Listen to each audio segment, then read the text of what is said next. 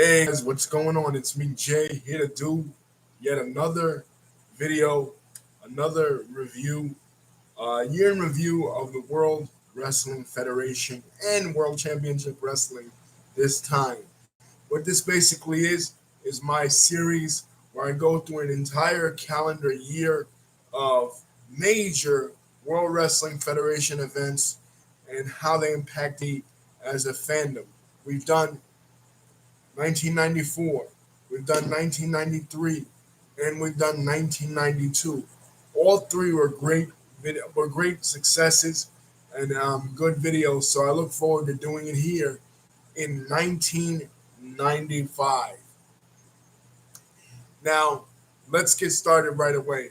Where I was with my fandom, like 1994, again, at the height of my fandom. But here, as I start to turn 11, my fandom starts to wane somewhat because the WWF is taking new turns. New things are happening. New um, new experiences are happening and are about to happen in the world of professional wrestling. So, without talking so much about where my fandom was in 1995, let's get started. Where we left off in 1994, Diesel was the champion after beating Bob Backlund in mere seconds in Madison Square Garden. Backlund, of course, we talked about it, had that spectacular match with Bret the Hitman Hart, in which Owen Hart was begging his mother, pleading with his mother to throw in the towel because his corner man, the British Bulldog Davey Boy Smith, Bret's corner man, was knocked out. And Helen Hart gives in, and Helen Hart does just that. She throws in the towel, and her son Hal has lost his second World Wrestling Federation Championship, and Bob Backlund has won his, well, second on record, but his third, but his latest WWF Championship reign in about 10 years, since 1984 when he lost it to the Iron Sheik. And he won it in a very similar way. So he had an incredible year as a heel in 1994. So you're thinking, damn, the WWE is going to push him to the moon as champion, as a heel champion in 1995. Nope.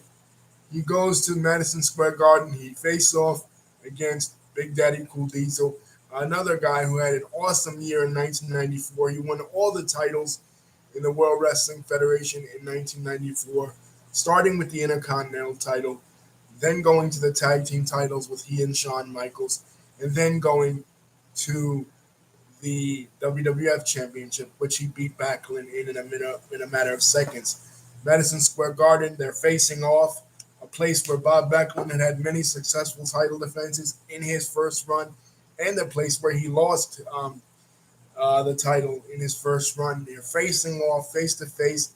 Diesel kicks him in the stomach, jackknives power bombs him, boom, pins him for the 1-2-3.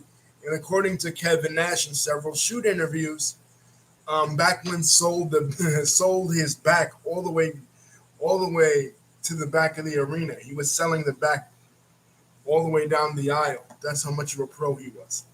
But they never had any rematches. And part of the reason was because Bob Backlund's style was so old school that Kevin Nash, with a guy his size, couldn't figure out how to have any good matches with him.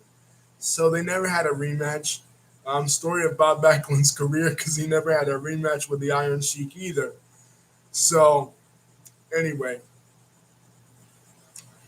with that being said, Backlund went on the road with the second hottest star of the company at that time, Razor Ramon. But even Razor Ramon found it hard to have matches with Bob Backlund either. So what he suggested was that Dick Murdoch, who was close to him during his time in the Florida territory, come to the World Wrestling Federation to be basically Bob Backlund's manager. And Razor Ramon and he, Dick Murdoch, could have slugfests out on the corner to make the match interesting. So that's where Backlund, one of the hottest heels of 1994, is in this story.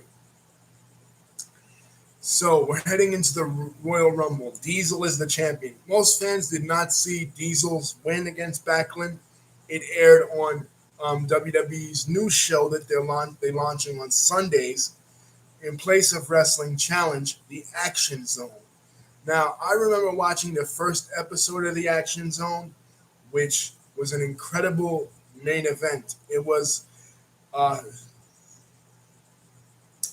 it was Razor Ramon and 1, 2, 3 Kid against Shawn Michaels and Diesel. Now, you might be saying, well, how can that be when Shawn Michaels and Diesel broke up? No, this was before they broke up. This was before Survivor Series 1994. They launched the Action Zone in 1994, but my point is that they revealed that Diesel was the champion on the Action Zone. The Action Zone had come to replace Wrestling Challenge on the the Sunday morning time slot for the WWF.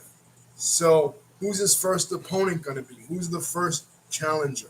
Well, the first challenger, and I mentioned in the 1994 video, is going to be Bret the Hitman Hart. It's going to be a babyface match between Diesel and Bret Hart. Recall in 1994 when Diesel was the Intercontinental Champion, he took on Bret the Hitman Hart at King of the Ring, and they had an amazing match. And had it not been for the interference of Jim the Anvil Neidhart, costing Bret Hart and um, getting him disqualified, Diesel might have beaten Bret, kayfabe wise, right? But now they're coming in both as baby faces, right? Two baby faces. And this WWF doesn't ever really like to do this style of match in their history. It's never really worked out. You know, you have Bruno Sammartino and Pedro Morales in 1972. It got rained out the first showdown in Shea. It went for like an hour. WWE doesn't even talk about it. WrestleMania 6, even though the fans remember it a lot, it wasn't as lucrative as, say, a hot heel versus babyface program like WrestleMania 5 the year before. Um, they have this philosophy that babyface versus babyface matches never really work. But in this case, I sometimes disagree with that because, I mean, hell, look at WrestleMania 17. You know what I mean? The Rock versus Stone Cold Steve Austin. Granted, Stone Cold Steve Austin turned heel the end of the night on The Rock and joined forces with Vince McMahon. So maybe that's a bad example. But going into it, both Stone Cold Steve Austin and The Rock were both baby faces. So that was a babyface match. Hell, WrestleMania 12, which we'll be talking about in the next video on when we talk about 1996, was also a babyface match between Bret Hart and Shawn Michaels. So sometimes it does work, but oftentimes it doesn't. And in this case, in the Royal Rumble 1995, it doesn't work because here Diesel just became babyface. Diesel just turned babyface at Survivor Series like 2 months ago, and you're putting him against the guy who was the number one babyface the prior year. It didn't make any sense in my opinion. But as far as the match itself, because fans are still going to favor Bret. As far as the match itself, it went to a draw. I mean, yes, a draw. It had a lot of interferences. It had interferences from Shawn Michaels. It had interferences from Bob Backlund. It had interferences from Owen Hart. So each guy's nemesis, Backlund and Owen Hart, were the nemesis of Bret Hart, and Shawn Michaels was the nemesis of Big Daddy Cool Diesel. Interfered. Like this match was all over the place, and it didn't rank up, in my opinion, to the match they had at King of the Ring 1994, or even the match that they would have later on in the year, which we're going to talk about. And needless to say, Diesel retains, and it's a draw. And that's one of the things that Kevin Nash complained about too. It's like, you're getting my title reign started, and you're starting it off with with a freaking Broadway with a draw. It's just come on. But as far as the Royal Rumble match itself, the Royal Rumble match itself, this is one of the weaker Royal Rumbles in my opinion because they don't really have the stars. You know what I mean? They're in Tampa, Florida, and the whole focus behind the Royal Rumble at this time is not any of the wrestlers. It's Pamela Anderson. Pa- Somehow they contacted Pamela Anderson's people and they got her on this show. And that's the talk, that's the scuttlebutt of the Royal Rumble 1995 is Pamela Anderson. Now, it's unclear what kind of role Pamela Anderson's going to play, but the skits for the skits for this, you guys got to understand. In 1995, Pamela Anderson was like, who can I compare her to today? She was like, she was like Cardi B. You know what I'm saying? Like she was like the sexiest woman in all of entertainment. So they got they somehow got her to the World Wrestling Federation to appear at the Royal Rumble, and they're in Tampa, Florida. So there's this whole beach theme, and in the weeks leading up to it, the WWF superstars are like googly eyed with her. You know what I'm saying? Todd Pettengill. There's a skit where there's a skit where Todd Pettengill goes into her room as she's undressing, and you can see the silhouette of her undressing. There's this other time when she is arriving in her limo, and there you see Doink, Ding, man on a mission. All the WWF superstars dressed in their ridiculous regalia that was common uh, at that time. You know, just googly eyed about it, just enamored with her, just really turned on by her, and it was like drooling, like they had to pick their lips up off the floor that she was so hot. And believe me, she was at that time. Baywatch and the other show that she started on, Home Improvement, were both really popular on TV. She really was um, a cultural phenomenon in 1995. So it was big for them to get her because the WWF, like we said, for about 10, well, not about 10 years, but about 6 years, so I'd say since like 1989, was cold. Like, and as far as mainstream relevancy, maybe 10 years. They hadn't had the kind of mainstream relevancy that they had during the rock and wrestling era for a very long time. And like Lisa Wolf, this lady that was working behind the scenes in the WWF at this time, um, was apparently trying to hit on JJ Dillon. JJ had to take action against her for sexual harassment. But like she was telling Vince, you need a hit. You haven't had a hit in a very long time. So he's trying to get it by trying to get one of the most culturally relevant um, television stars in America, and Pamela Anderson. And that's basically what this show revolves around. They really forget about the Royal Rumble. In fact, I don't really remember, but let me look up. Um,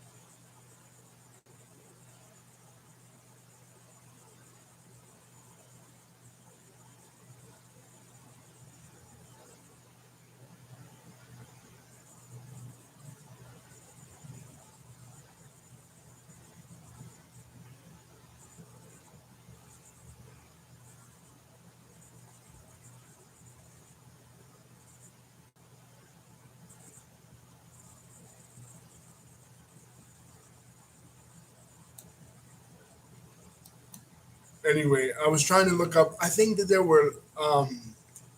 were less men, I believe, in this Royal Rumble, in the 1995 Royal Rumble, than in any other Royal Rumble. I think it wasn't the full 30. But anyway, if anybody remembers that and comments on this video, let me know. Uh, but that was the storyline going into this Royal Rumble as far as the match. It wasn't like a clear winner. It wasn't like, okay, we know, but like, remember last year I was saying, okay, Luger was going to go in, and it was like a shoe in that Luger was going to win, or it was a shoe in, for example, that Ric Flair might win in the 1992 Royal Rumble because he went 60 minutes in other matches in the NWA. No, that wasn't the case here. There was no clear person that might win. Maybe a lot of other people had their predictions on who it did eventually become because just the way things were headed. But not to me. But it was announced that Pamela Anderson, not only would she be at the Royal Rumble, but she would accompany the winner of the Royal Rumble match to their WWF Championship match in 19 at WrestleMania 11 in Hartford, Connecticut. What other matches are featured on this show?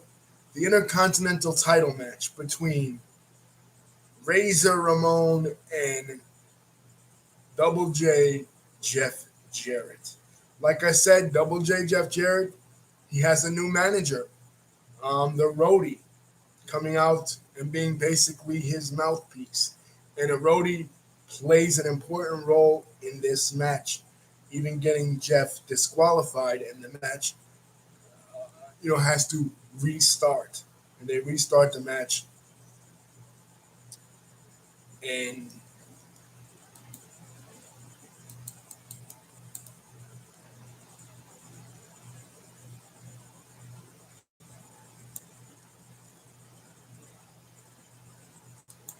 Jeff Jarrett wins the Intercontinental Championship. So now Jeff Jarrett is your new Intercontinental champion. What's another match? The Undertaker is taking on IRS. Now, just like with Tatanka's headdress, and just like with uh, Razor Ramon's gold chains last year, now IRS wants to repossess the Undertaker's gravesite or the Undertaker's home. The Undertaker, newly back from several several months sabbatical, came back at SummerSlam '94 and defeated Yokozuna in a casket match. So now he's on to a new feud with IRS. Um,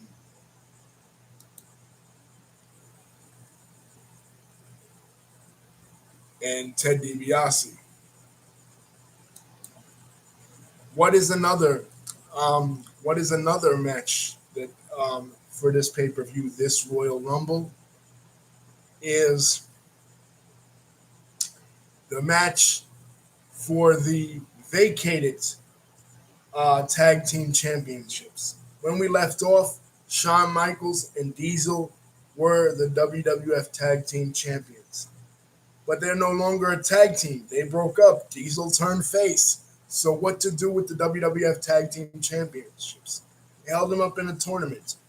And the Cinderella team, the team that we didn't expect to ever win a WWF Tag Team Championship, much like last year with the 1 year anniversary of Raw when the 1-2-3 Kid and Jannetty uh, won the event. This year, Bob Sparkplug Holly and his tag team partner, the 1-2-3 Kid, defeat Ted DiBiase's team of Bam Bam Bigelow and Tatanka. Now, here's what's crazy. Last year at the War, Bam Bam Bigelow and Tatanka was still a babyface at that time, were taking on each other. Here they are as a representative of the Million Dollar Corporation, a tag team in the finals of the tournament. Unfortunately, they don't win. That was the story. That was the story of Ted DiBiase's Million Dollar Corporation. Never won shit. They never won a title. I think that would make Ted DiBiase the worst manager in WWF history because he never won shit. But anyway, the storyline of this match was not the tag team championships. It was really who was in attendance, and who was in attendance was Lawrence Taylor, New York Giants' own Lawrence Taylor. So after Bigelow wins, Bigelow is upset, obviously, because he's lost to two little guys, 1, 2, 3 Kid and Bob Holly. And who does he see in the audience laughing at him? Lawrence Taylor. So he goes over to Lawrence Taylor and he pushes Lawrence Taylor. And then Lawrence Taylor and him get into this altercation. So this will eventually lead to a match between the two at WrestleMania 11. So not only do you have Pamela Anderson accompanying the winner of the 1995 Royal Rumble to the ring at WrestleMania 11 to face the champion, whoever the champion may be. Turns out that it's going to be Diesel. But you also have Lawrence Taylor facing off against Bam Bam Bigelow. And for 1995, this is huge for them because, again, they don't have any cultural relevancy. They tried bringing in a lot of the celebrities that they tried bringing in last year for WrestleMania, but it just didn't pan out and it didn't work. None of the celebrities were all that relevant, you know? So, what are the results for the Royal Rumble? Who wins the Royal Rumble? Shawn Michaels, who came in at number 1 for the first time ever in the history of the Royal Rumble match, coming in at number 1, and the other guy who was in last, the British Bulldog, coming in at number 2. These two guys lasted against everybody. Now, granted, it was a smaller Royal Rumble than usual, like I said, but this ending had this Royal Rumble had a very unique ending. Shawn Michaels went over, but only one Bulldog threw him over, but only 1 foot touched the floor with Michaels, not 2. So therefore, he wasn't eliminated. So he came back in, he threw over Davey Boy, and he now is your 1995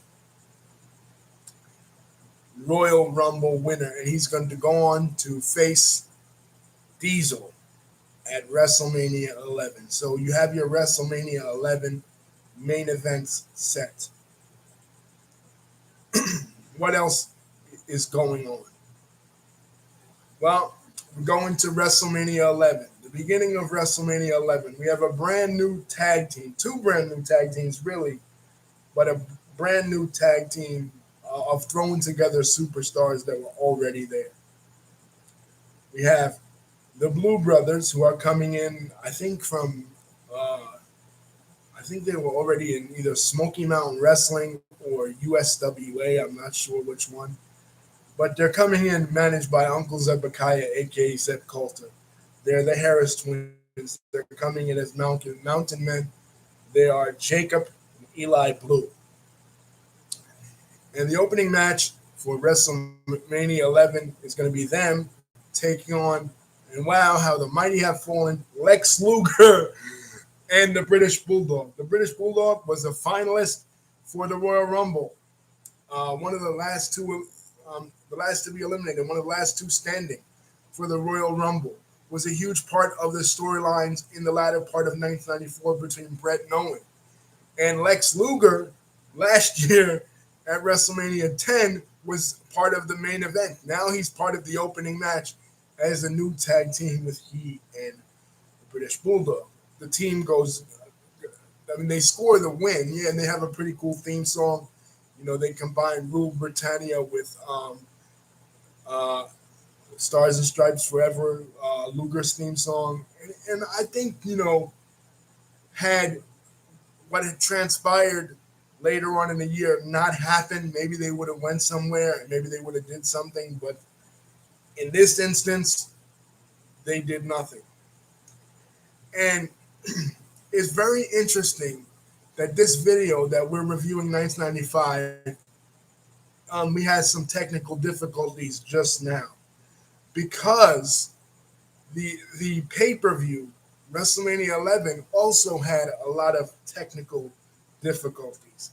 You had Nick Turturro from NYPD Blue, John Turturro's brother. Nick Turturro, of course, was in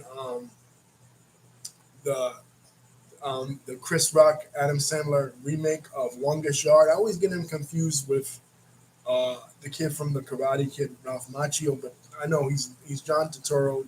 John Turturro, of course, famous in the Spike Lee movies, and Nick Turturro, of course, NYPD Blue. NYPD Blue was one of the hottest shows on television at that time. But he is one of the broadcasters, and he's interviewing Razor Ramon um, for his match against Jeff Jarrett at WrestleMania, and Razor Ramon and the kid, who the 1 2 3 kid is in his corner, and Razor and the kid can't even hear Nick Turturro when he's talking. He completely blanks out. So anyway, uh,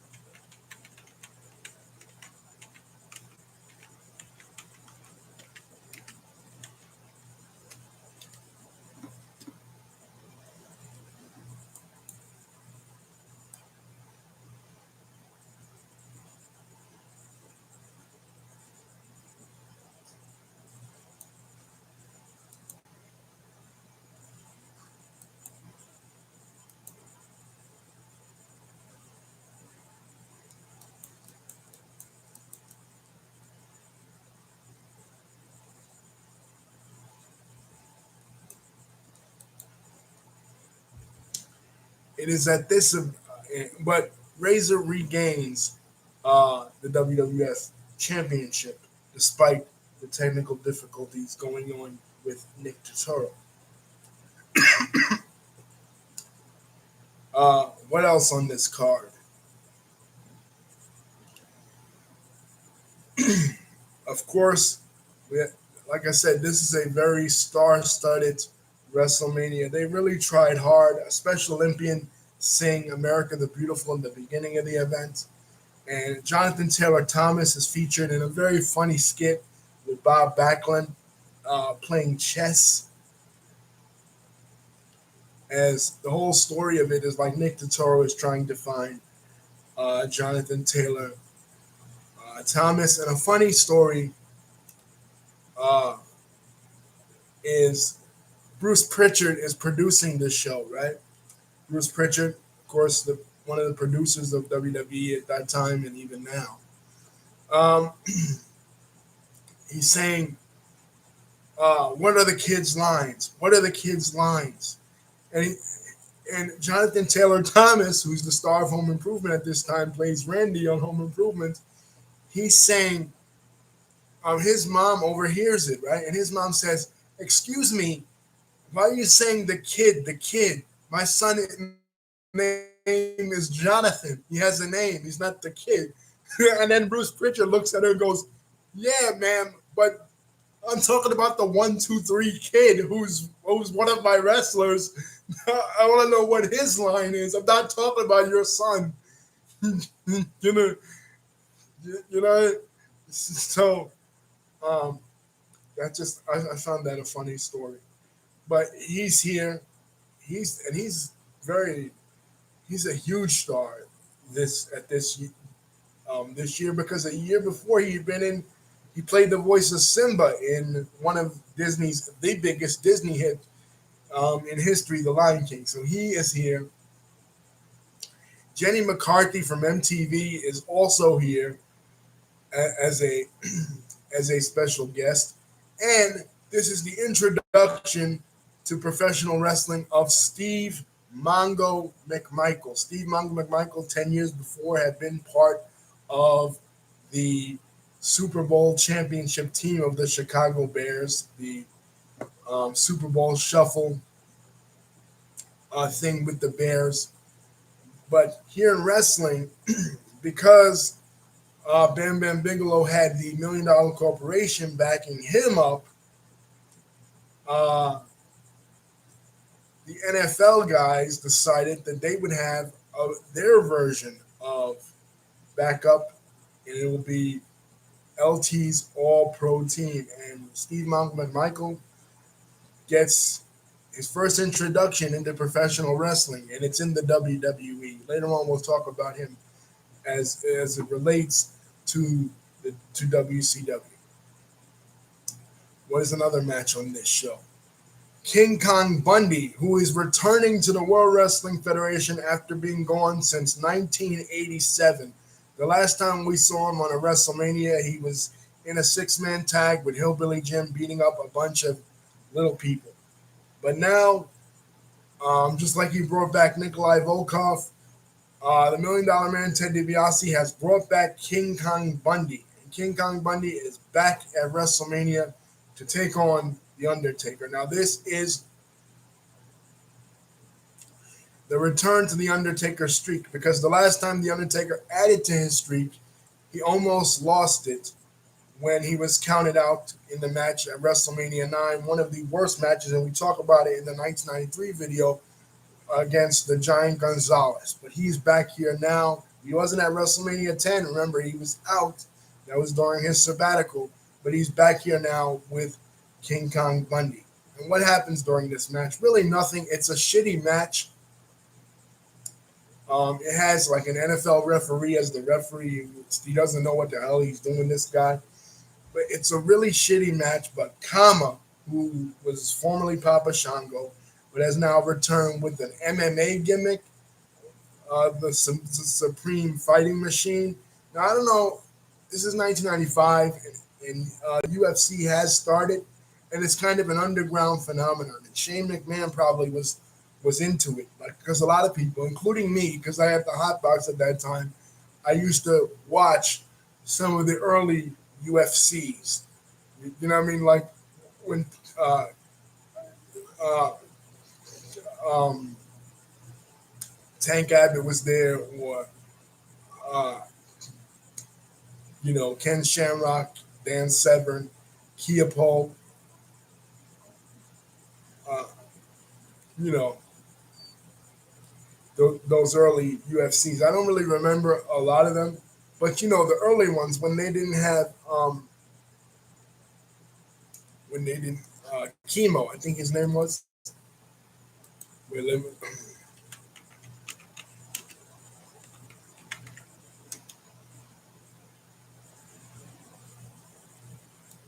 yeah, I had it right the first time. Chemo Leopold. Right. Um, Guys were just getting their head busted open. So maybe Shane McMahon was watching that. He's always been kind of a UFC mark. I wonder how he feels now that his father's company has merged with the UFC after tomorrow. But anyway, he's always been kind of that UFC-esque mark, really. So he was probably loving it that they repackaged Kama as the Supreme Fighting Machine. But anyway, Kama is in the Million Dollar Corporation too. He comes to the ring, he beats up Paul Bearer, and he steals the urn. They've done that. They did this storyline 2 years ago when at '93 when Mr. Hughes stole the urn on behalf of Harvey Whippleman. But they're doing it again, and he steals the urn and he melts the gold down to make himself a gold chain. And this becomes a storyline for the next coming months up until SummerSlam. And then, of course, we reach the World Wrestling Federation Championship match. Now, the thing is, nobody can find Pamela Anderson. She's another one lost. So Nick Totoro, who plays a detective on TV, not only is he trying to find Jonathan Taylor Thomas at first, but The whole can't find her. Finally, they call an audible. And they say, you know what? Jenny McCarthy uh, will accompany Shawn Michaels if Pamela Anderson is not out. Now, a little background to this before I go into the match itself.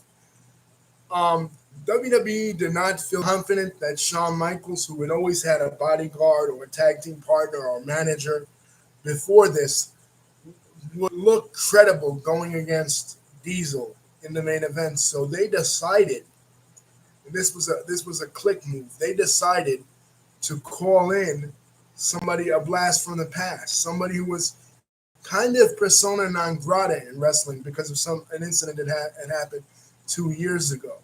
And this man was Sid. The incident that I'm talking about 2 years ago was on that European trip where he basically stabbed Arn Anderson with a pair of scissors. That caused him, got into a verbal altercation with Arn Anderson because 1993, when he went back to WCW after he left the WWE, they were pushing him, right? They were pushing him to beat Vader. He was supposed to beat Vader at Starrcade 93. It was not going to be Ric Flair. But some factions in WCW, because Flair had just returned, were pushing for Flair. And he was basically at the bar in Germany that night, berating the Four Horsemen, calling them old, calling them over the hill, got into a fight with Arn Anderson. A pair of scissors was involved, and all of a sudden he's stabbing Arn Anderson. Now, I thought this was really weird because I'm like, Arn Anderson, Sid is twice the size of Arn Anderson.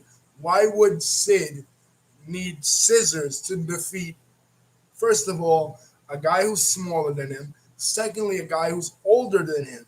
But anyway, he almost kills Arn Anderson. So with that, he's taken off the main event in Starrcade 93. He's written out of the storyline because the Colossal Kongs beat him up in WCW Saturday night, and Ric Flair is put in, and we have the classic between Flair and Vader that we had. But because of that, he's persona non grata. He's not somebody that the WWF wants to bring in because he's psycho. So the Clique always liked him and they lobbied for him.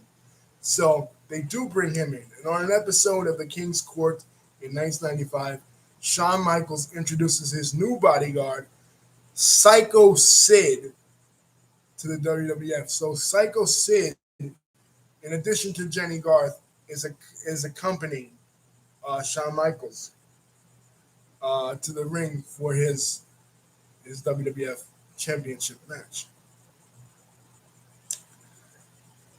But where's Pamela Anderson? We find out later that Pamela Anderson has switched sides and she comes out with Diesel. And boy, she is looking. I understand why she was the it girl when it came to the 90s because she was looking incredible. I mean, she was wank material, wank bank material for a lot of boys back in the day. You know what I mean? Trust. You know what I mean? Especially, well, this will be later on where she came out with that that porno with her and Tommy Lee. But yeah, uh, they have the World Wrestling Federation Championship match, and it's a good match. Honestly, good, a lot of back and forth action. But the problem is that because of the size disadvantage, a lot of people want to see Shawn Michaels win. Shawn Michaels becomes the babyface in a lot of this, and Diesel is doing. I call it. I stole this from the Labs fan, but but I'm using it. He's doing this Truck Hogan thing, where where like to get his second win, he's hawking up. He's revving his engines. Vince McMahon calls it, right? Truck Hogan, like he's doing the Hogan no sell. with Shawn Michaels. And uh, Vince McMahon tells him, give him the jackknife powerbomb, and Michaels will kick out at 2. So, but this turns Michaels into a baby face because the fans are like, he's like a resilient baby face now. He's not like a heel. Look, you got this bigger wrestler, 7 foot, what, what is Nash build as, like 7 foot, beating up on Shawn Michaels, a smaller guy. And of course that's going to turn him face. And Vince knows this, even though Vince is adamant that according to Bruce Pritchard, Shawn Michaels will never be a baby face, ever. That little motherfucker will never be a baby face, he says. He says. Keep listening.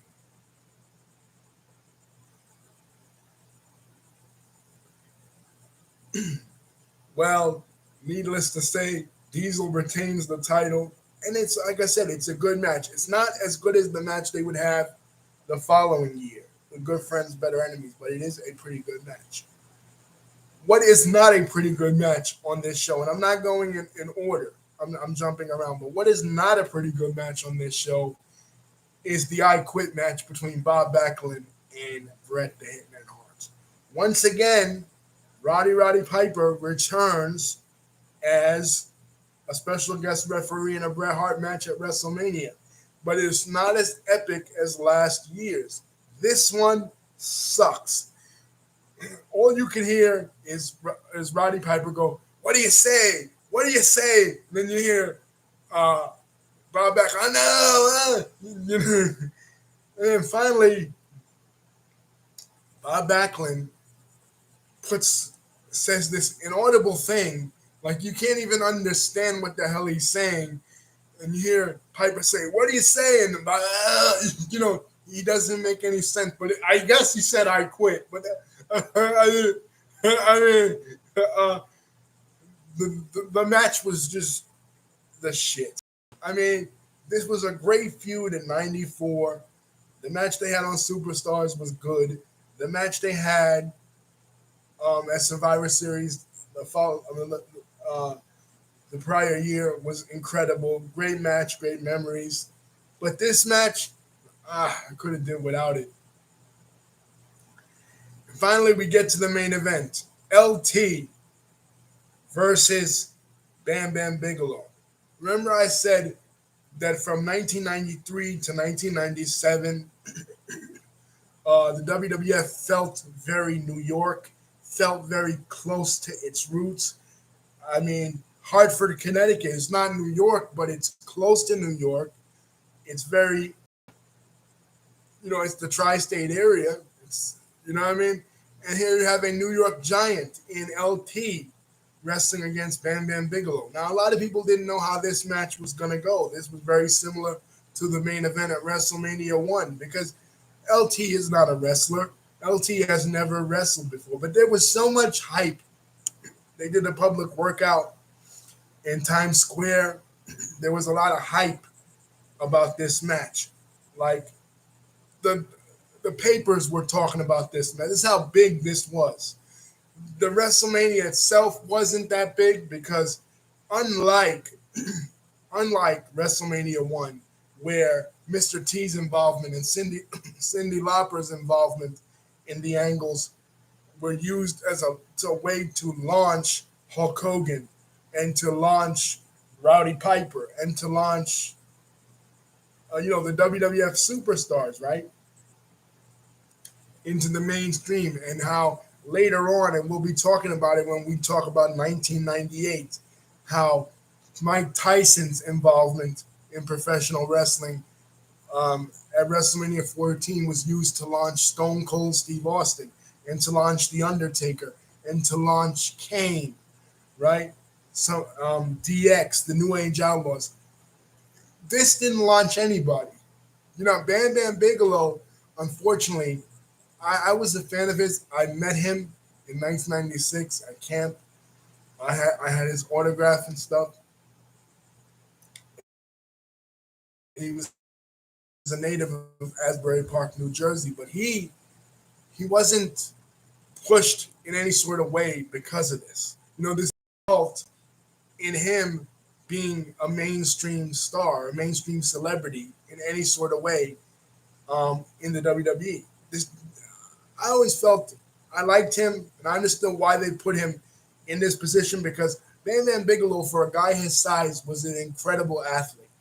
He could do moonsaults, he could do cartwheels, he could do flips, and he was almost 400 pounds, like 320, 225, right? He was an incredible athlete.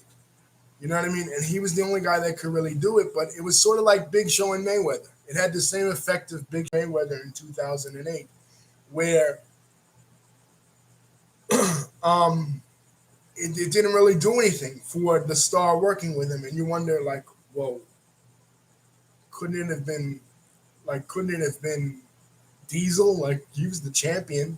You know what I mean? Couldn't you have involved Diesel in some sort of way? You're pushing him as Truck Hogan. I'm gonna keep you Truck Hogan. I'm gonna keep using that. you know, um, you're pushing him as the main star of the show. Why not put him in that position? Show him adjacent to LT. Their idea was, and okay, this could explain it a little bit. Their idea was to bring back, have the $1 Million Corporation turn on Bam Bam Bigelow after he lost, right? And from there, to have Bam Bam Bigelow and Bam Bam Bigelow and LT take on Sid and Sid and Tatanka at SummerSlam. That's the way it was supposed to go, and basically LT and Bam Bam would be besties at SummerSlam, going forward. But because of the politics backstage, what we'll talk about a little bit later with the Clique, that was kibosh. But the ending of this, the result of this, is Bam Bam Bigelow turning into a babyface. Ted DiBiase berating him, making fun of him for losing to a football player. But I got to give it to LT. LT gave it his all. And if you believed in kayfabe at this time, you thought LT was really out there fighting, man. But you could tell that LT was gassed. Jim Cornette has a story where he says that when LT went to the back, he was so out of breath that he turned white. You know what I'm saying? And LT's a black man. So imagine him out of breath, he turned completely white, completely pale like a ghost. How gassed up he was. And he said, I don't underestimate any of these wrestlers because they really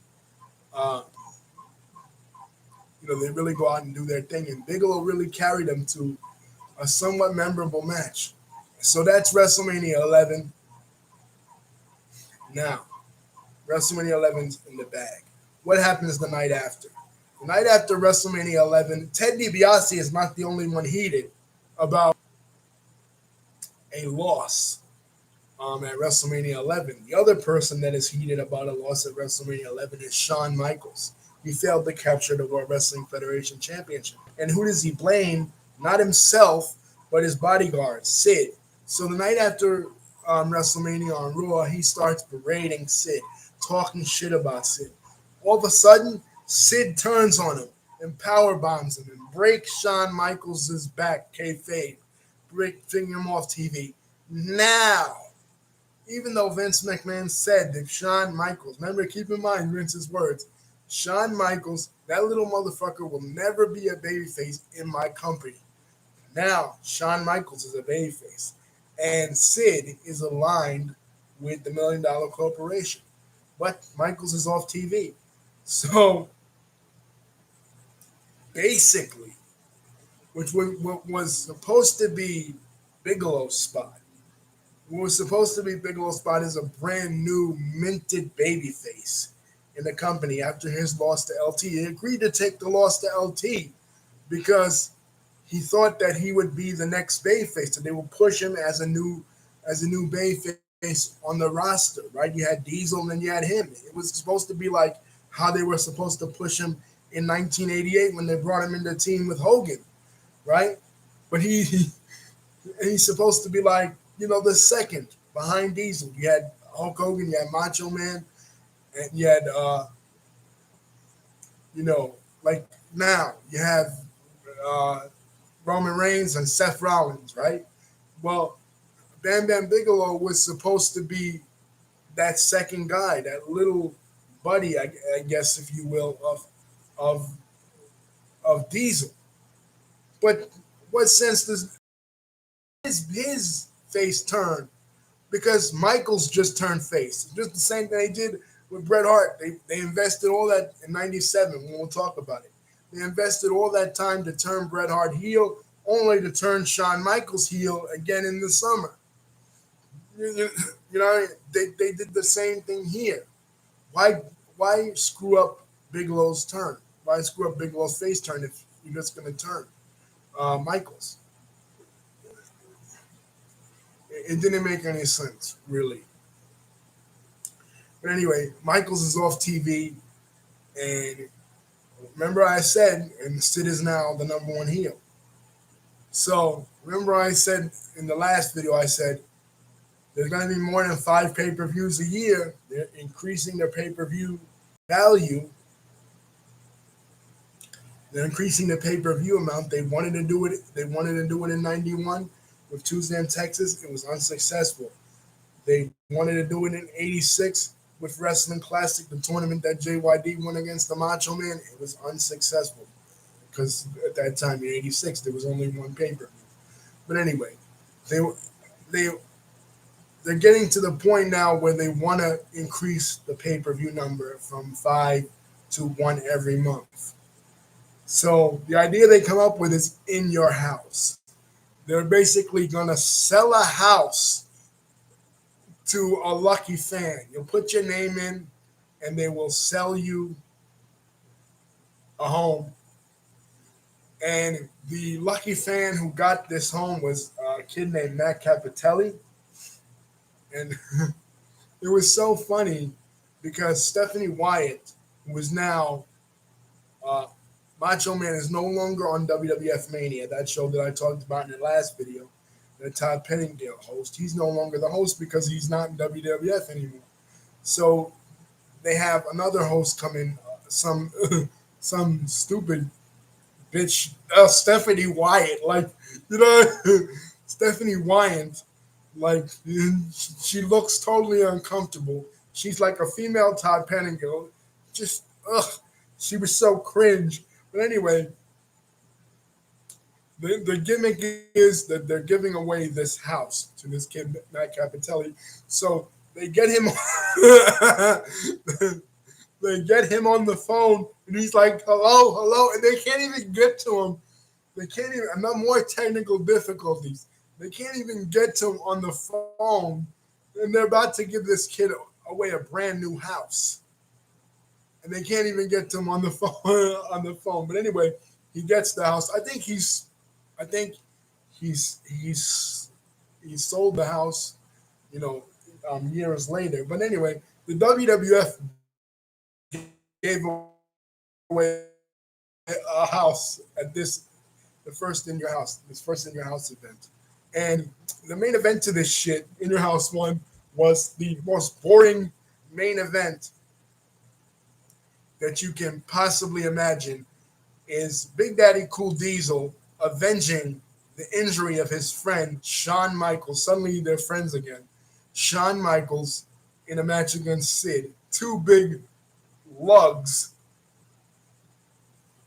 that basically they can't do shit. The real story in this is Bret the Hitman Hart. After that atrocious match against Bob Backlund at WrestleMania 11, he now is involved with Hakushi. Now I didn't know who Hakushi even was, right? But to me, apparently he was a huge star in Japan. But to me, he kind of looked like the Great Muta. He kind of wrestled like the Great Muta. He had a bunch of excuse me, not Chinese, Japanese tattoos. He had his manager, Sunji, I think his name was. Let me look his name up.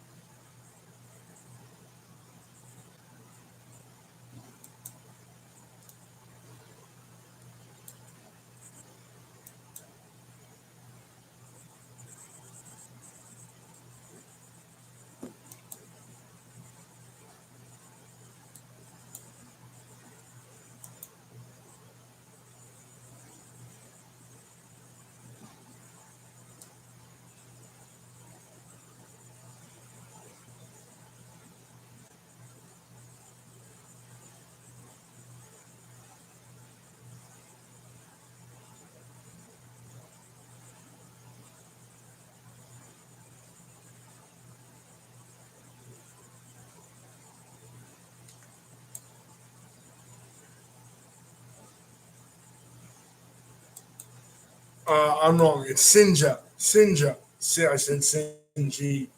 Sinja, right?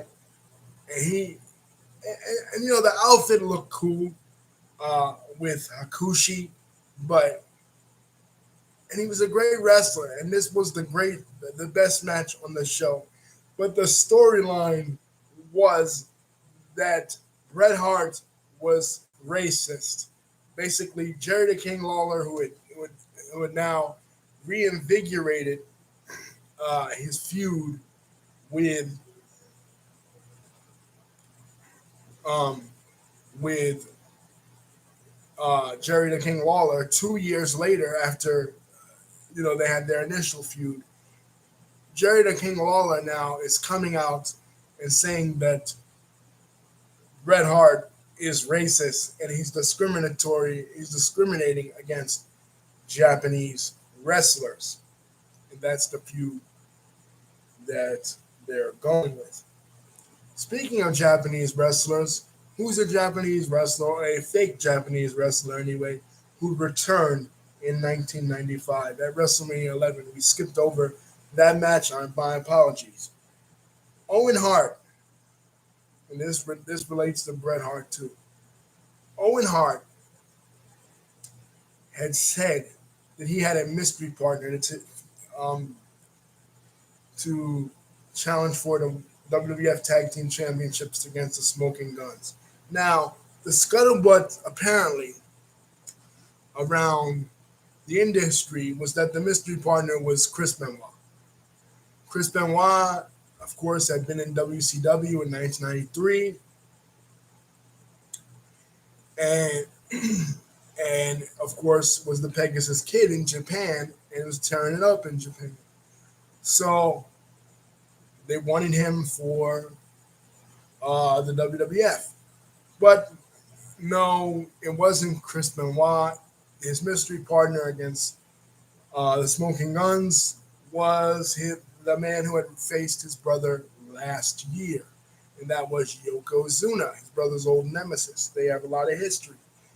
So once again, Owen Hart with a classic maneuver, bringing his brother's old nemesis to the forefront and winning the WWF Tag Team Championships against the Smoking Guns, who had beaten Bob Holly and the 1-2-3 Kid the night after the night after the Royal Rumble earlier in January.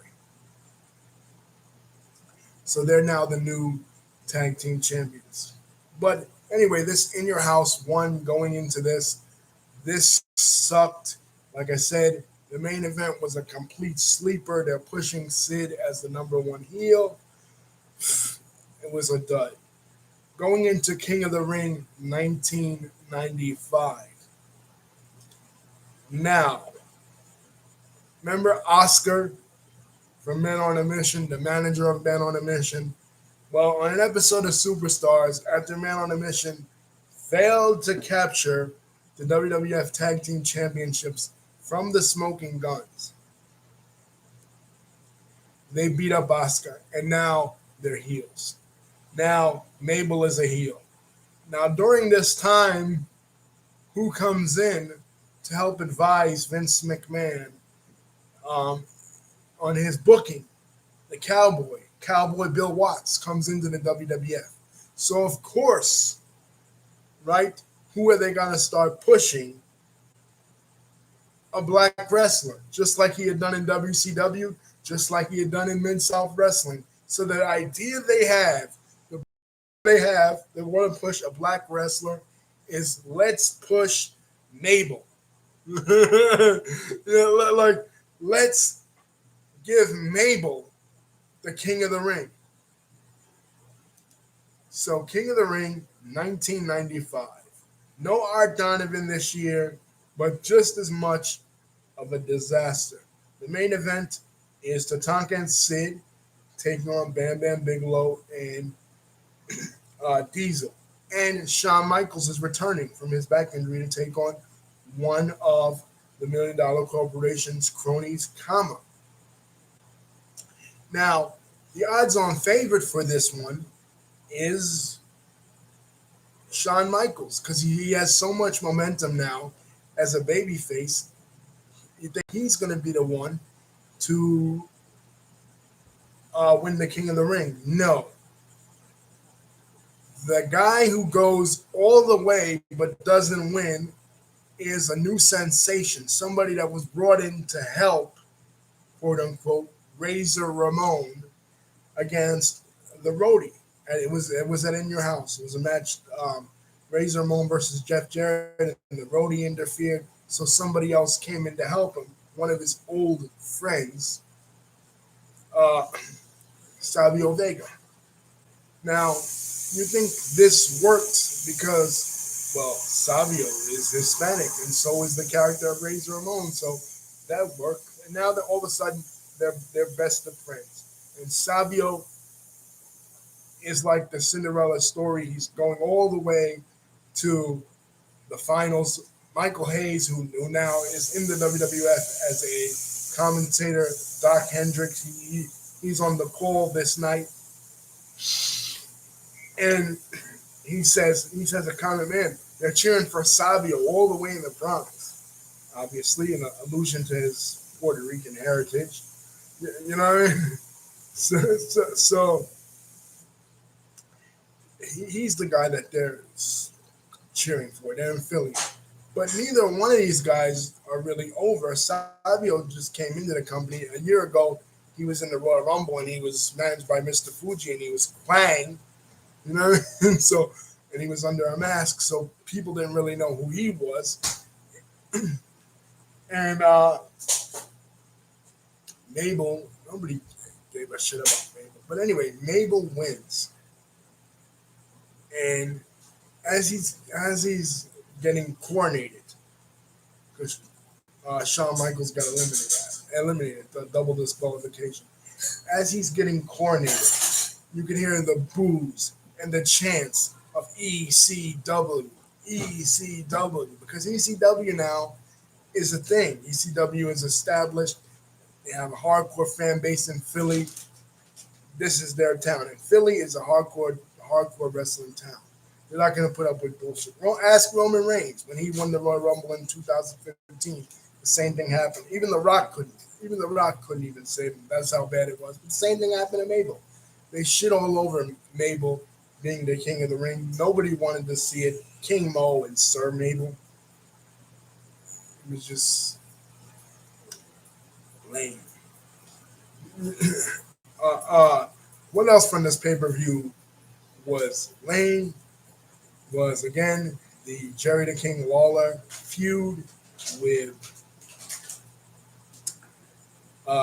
Bret the Hitman Hart. One of the segments that I wanted to bring up on Raw that was very unique with the Bret Hart Hakushi feud was one time when Sinja and Hakushi brought out a severed Bret Hart head, that was some freaky shit. But that was some cool, um, unique stuff. But the next thing I'm going to talk about is not cool and was kind of lame and kind of one of the silliest things ever, typical of 1995 professional wrestling. And that is the match between Jerry the King Lawler and Bret Hart was like the culmination of their 2 year feud.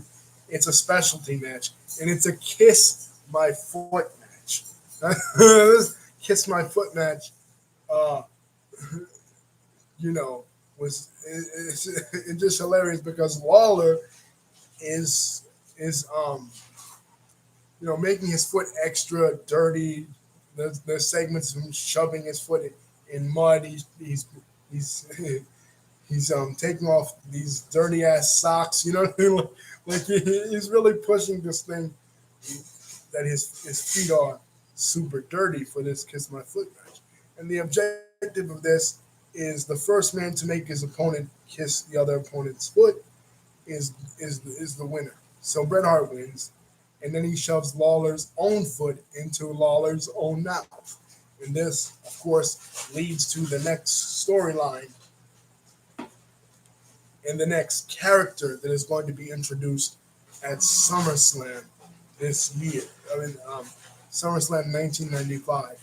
And that is the introduction of Glenn Jacobs. Glenn Jacobs, who is he? Well, right now he's the mayor of Knox County, Tennessee. Before that, he was the Big Red Machine Kane. And before that, he was the fake Diesel. But before that, here in 1995, and this year that we're talking about, he was Isaac Yankem, DDS, an evil dentist, a heel dentist, because Lawler had so much infections in his foot. When Bret Hart put the foot in his mouth, he had to get all of his teeth removed because of the infections, and he brought in his evil dentist to get revenge, to get revenge on Bret Hart, and they face each other at SummerSlam. So obviously, we could see, other than the main event at the Royal Rumble, Bret Hart is in some really stupid feuds. You know what I mean? His severed head, kiss my foot matches. Later on down the year, he would get into a feud with a pirate, Pierre from the Quebecers, repackaged as a pirate. Jean-Pierre Latif, obviously a play on words, would steal Bret Hart's jacket, and that would be a cause for their feud later on in the year. But as we head to SummerSlam, it's Diesel versus Mabel. Mabel's the number one contender because he's won the King of the Ring. And Shawn Michaels versus, supposed to be Sid. But in the middle of July, Jack Tunney is fired for embezzling money from the WWE.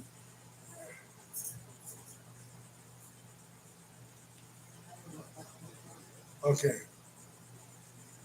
Jack Tunney is fired for embezzling money from the WWE at this point. Carl DeMarco is instated as the president of WWF Canada, but the on-screen role that Tunney has had since the mid-'80s as the World Wrestling Federation's president goes to Gorilla Monsoon. Gorilla Monsoon is called the interim president of the World Wrestling Federation. Why the interim? I don't know, because he never stopped being the president until 1997. But anyway, he's called the interim president of the World Wrestling Federation. And one of the things he does was change the main event. Change the Shawn Michaels match from Shawn Michaels versus Sid to Shawn Michaels versus Razor Ramon in a rematch. Now, Razor Ramon, all throughout the year, has been feuding with Jeff Jarrett and the Roadie, so it's kind of a change of pace. They kind of pushed him down the pecking order as well. There was notions at this time that Scott Hall wanted to turn heel so he could work with the Undertaker, because his role had kind of been diminished from where it was. But here they're putting him front and center again, in a rematch from the ladder match, because the ladder match was a classic. So they wanted to redo it this time with both guys as baby faces, right? Just like with Diesel versus Braun, they wanted to redo uh, a classic that they'd had from the year before. Problem was they couldn't they couldn't use the ladder as a weapon. So Shawn Michaels and Scott Hall are like, well, we can't use the ladder as a weapon. How the hell? This is a ladder match. How the hell are we gonna, uh, uh, pull this off? But they do, and it's a pretty good ladder match at SummerSlam 1995. But it's not as good as the first one, but it is pretty good. Other matches on this show: Hakushi, minus Sinja, he no longer has Sinja now. He's taking on the 1-2-3 Kid. And something else of note on this show, besides the casket match between Kama and The Undertaker, in which The Undertaker gets his chain/urn back. Something else of note on this show, Bob Holly is taking on a debuting Triple H, a debuting Hunter Hearst Helmsley. Hunter Hearst Helmsley, who was, prior to this, he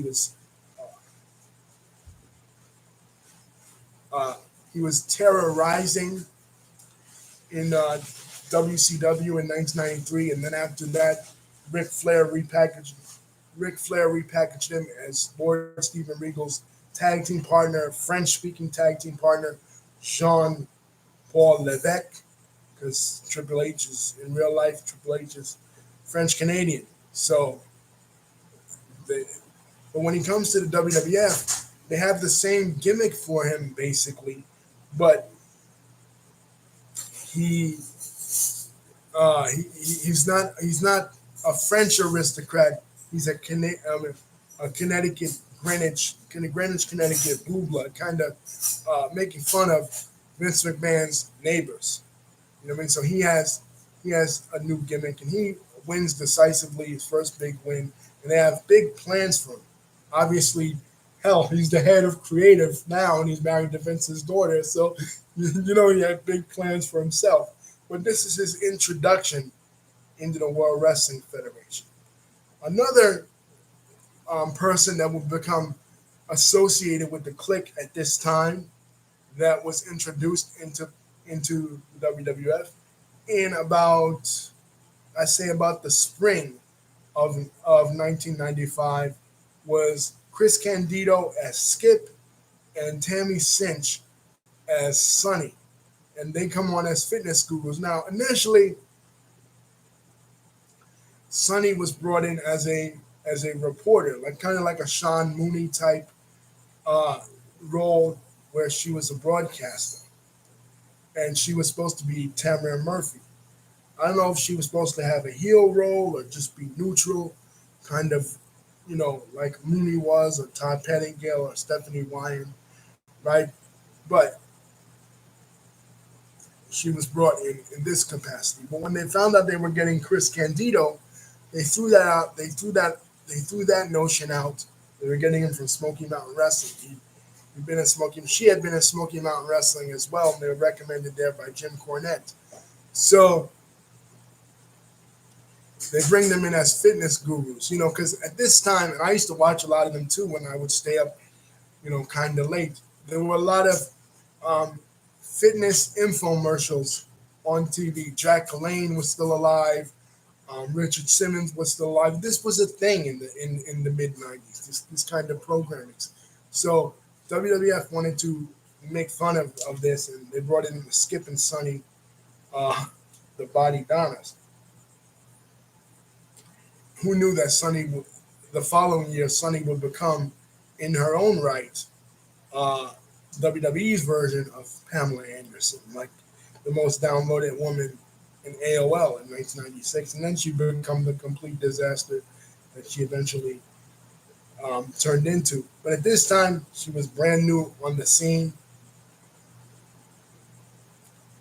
and they were pushing them. And initially, it was not Skip and Zip. They didn't repackage Tom Pritchard until Zip 1995, early 1996. Initially, Rad Radford, aka Louis Spicoli, who was working a grunge gimmick, was initially the partner of Skip. But even before that, one of the major storylines that happened with Skip was he was wrestling on Superstars, and who gets a victory over him but Barry Horowitz, the perennial loser of the World Wrestling Federation. This again, like PJ Walker, I was saying in the last video, or the 1 2 3 Kid. This perennial loser, this guy that never won any matches whatsoever, finally wins a freaking match, and it's against one of the newest stars that they're bringing in. And who can forget JR's call? Horowitz wins. Horowitz wins. So now Barry Horowitz at at SummerSlam 1995 finally gets his first pay-per-view match that he's had ever since he's been with the company. And he gets the Hava Nagila gimmick. Basically, he's like a Jewish nerd. That's his gimmick. And he eventually hooks up with Hakushi when Hakushi turns face. And he's trying to teach Hakushi English and shit. But at this time, he's just feuding with Skip of the Body Donnas. And that eventually involves Rad Radford. And then they get on Rad Radford for being too fat, too overweight. And Rad Radford turns on them. But anyway, that's another cool match at SummerSlam 1995. Moving on. So we move on to In Your House. Again, In Your House 2. Oh my God. They go back to Sid versus Diesel. As if Sid versus Mabel wasn't bad enough. In fact, Mabel is pushed out of the main event because Kevin Nash says, I don't want to work with this guy. He sat on my back. He nearly broke my back. And he goes to the back and tells him, I told you, motherfucker, don't sit on my back. You know? And Vince is livid, obviously, because this is his world champion. So he goes to fire me. And then Kevin Nash is like, no, don't fire him.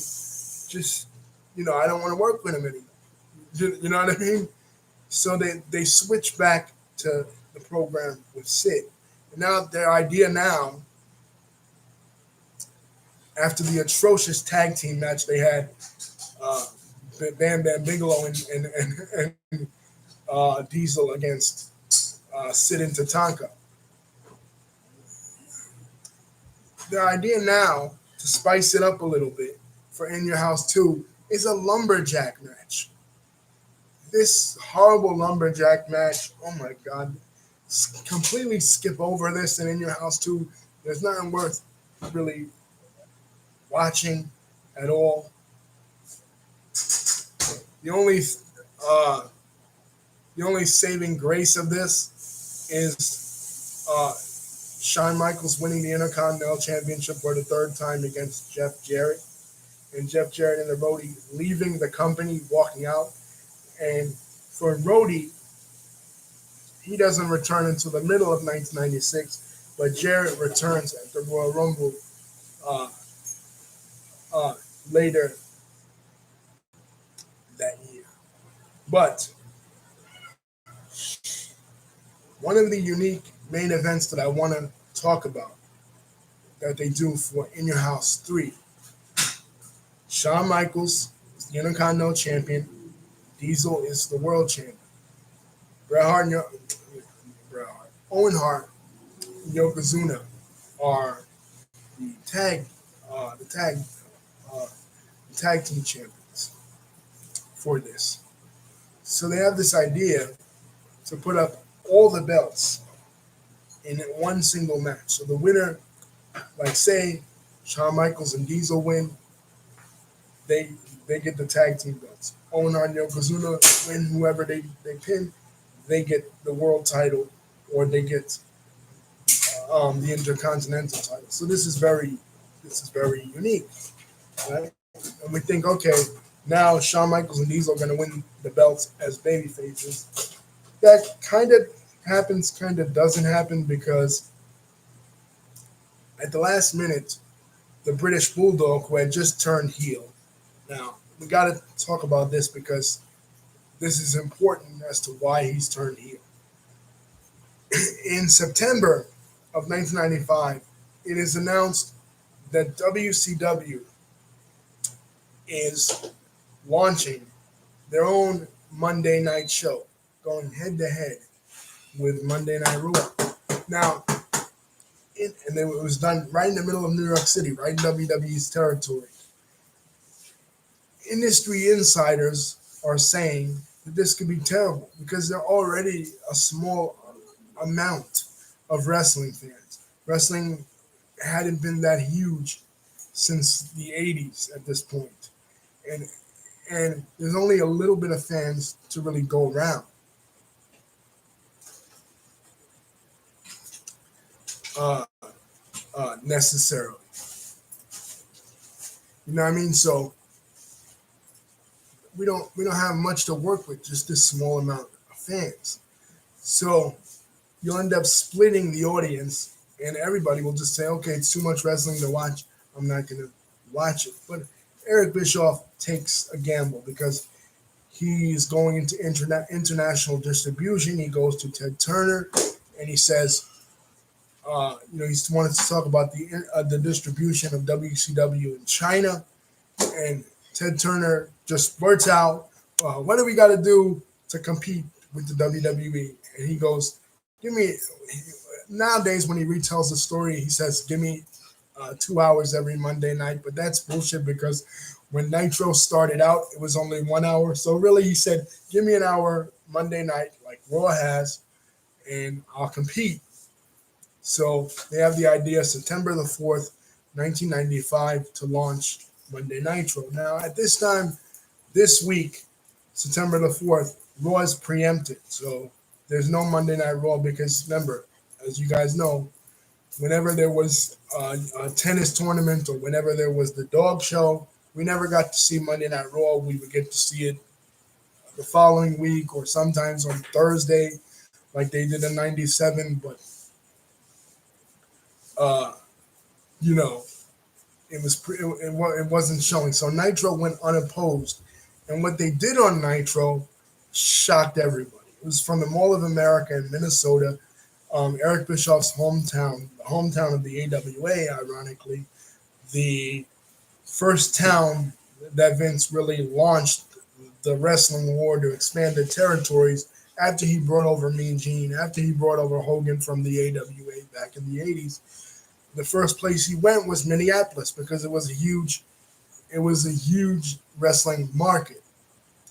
So Bischoff strategically does that. The largest mall in America, whatever, you don't have to pay arena fees because it's a mall. And the main event for this Nitro is Sting versus Ric Flair, two guys that are synonymous with WCW, two guys who, when they fought each other in 1988, they went directly against WrestleMania 4 and got better ratings than WrestleMania 4 back in 88. So Bischoff knows what he's doing. And as an opener, what does he put on? As an opener, he puts on Brian Pillman and Jushin Thunder Liger, another classic main event from 1992. We talked about in the 1992 video how Bill Watts completely got rid of the light heavyweight division, but Eric Bischoff wants to bring back the light heavyweight division, call them cruiserweights, and wants to make it a hallmark of Monday Nitro. He's showing that. He's showing how his regime is different than what Bill Watts put out. Bill Watts, the previous regime in WCW, put out.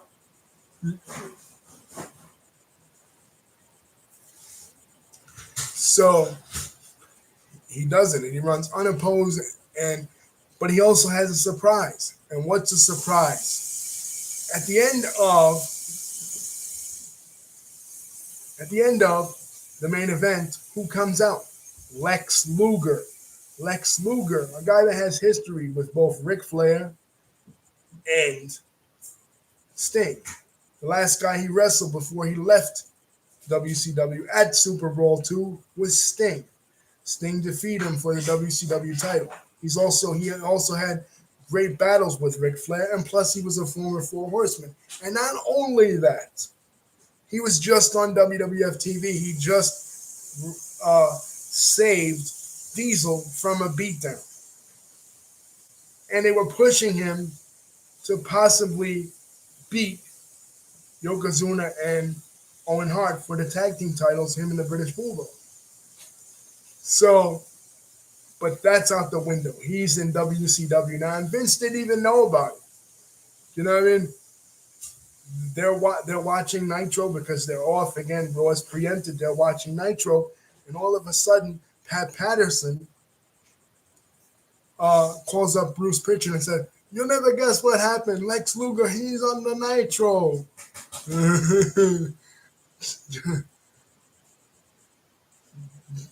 You know, now I didn't watch the first episode of Nitro. I don't know, I missed it. I watched it in a rerun, but what a way to start off! And what does he do? Not only does Luger just stand there, not only is he there in the main event, right? What does he do? He challenges Hulk Hogan for the WCW title the following week, September the 11th, 1995. And then that week, September the 11th, 1995, that's when the Monday Night Wars begins. Because Raw and Nitro go head to head for the first time ever. That's the beginning. History change. Wrestling history, just like world history changed on that same day in 2001. Wrestling history changed also on that same day, years before in 1995. It was a seismic turn. It was something that Vince never did. Vince never put Hulk Hogan and Lex Luger together. Now, granted, Hogan left before Luger was anything in WWF, so that makes sense. But Luger is now in WCW, and he's going to take on Hulk Hogan September the 11th, 1995, the first head-to-head battle of the Monday Night Wars. What does Vince counter with? The match that was supposed to happen at SummerSlam between Sid and Shawn Michaels. That's his counter for Lex Luger versus Hulk Hogan. Even I remember what happened. I was visiting my grandma, and my grandma didn't have cable at that time. That's why I didn't see Nitro. Now I remember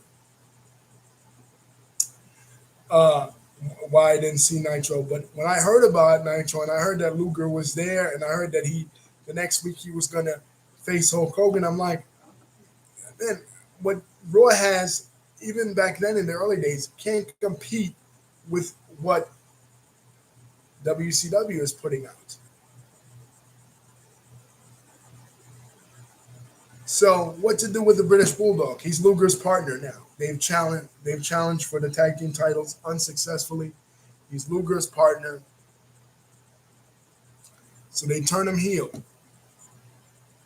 He's teaming with Diesel in a Macho Man on a Mission. He turns on Diesel, and he's now a member of Jim Cornette's Camp Cornette, which is becoming quite a force in wrestling in the WWF since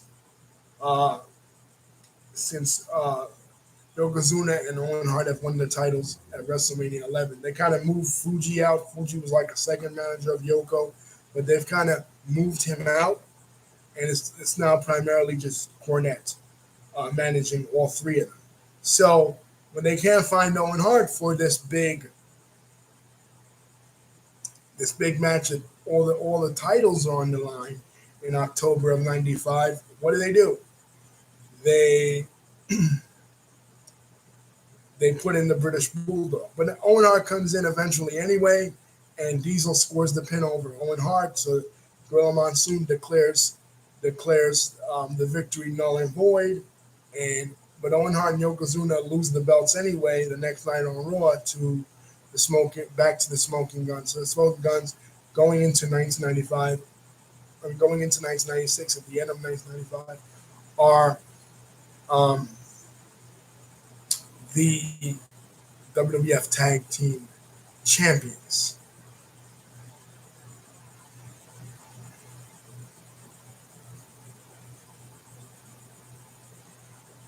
what's up next? Still, they're pushing British Bulldog versus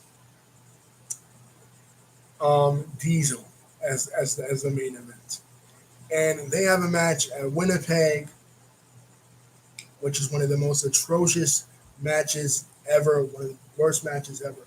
But what is going on with the Intercontinental Championship?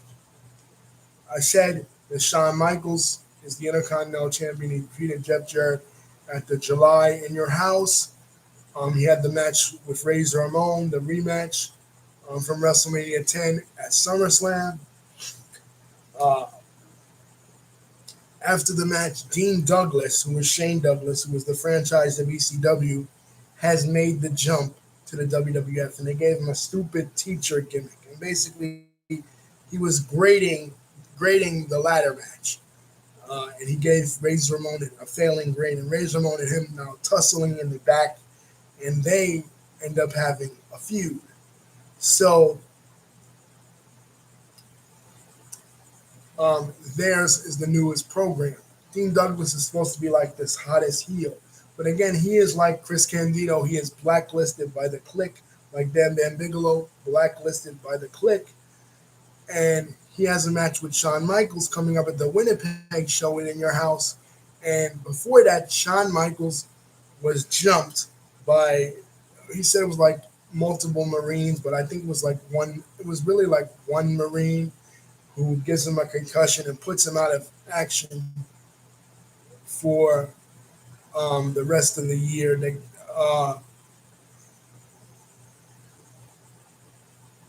come up with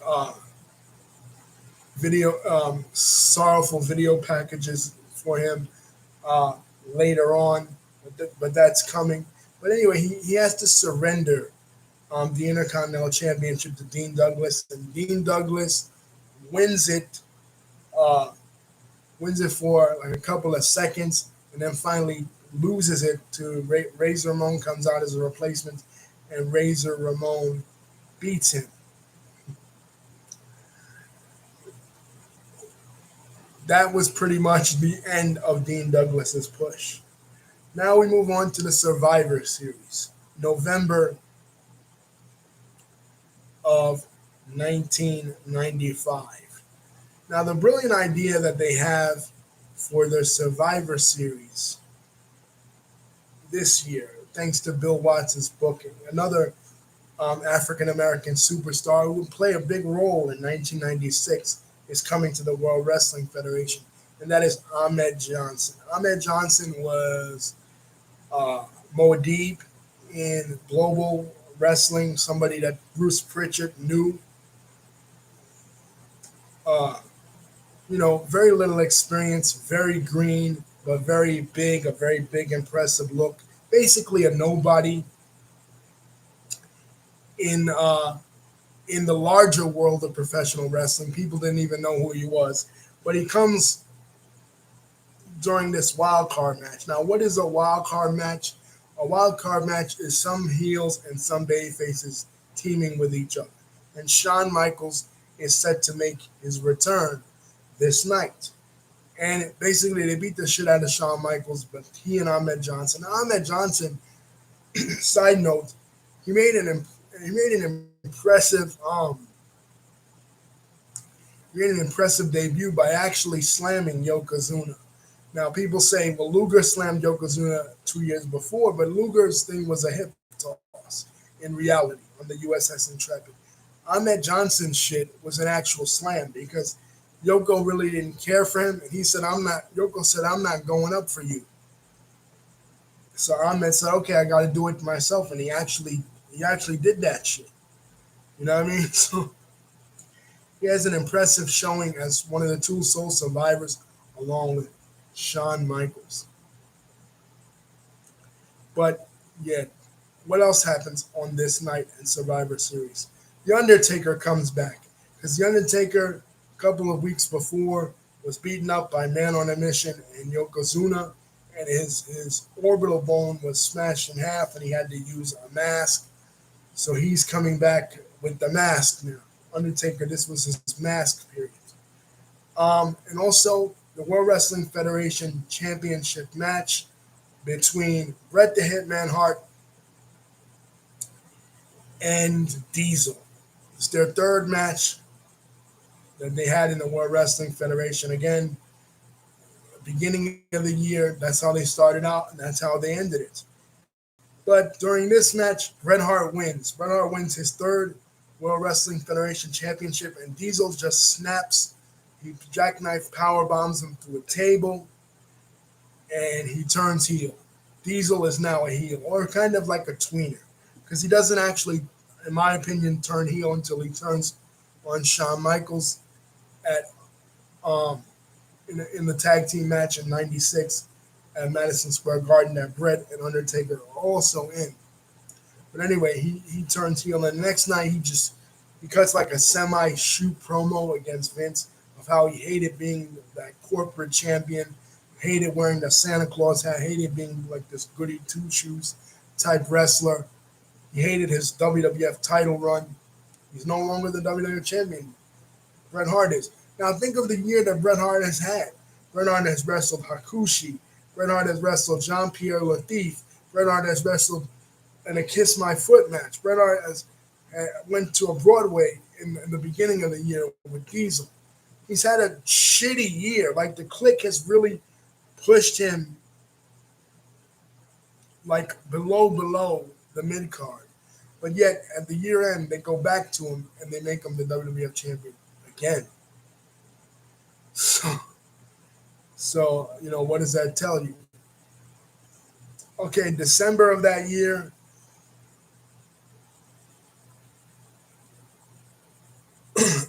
is a rematch from SummerSlam 1992.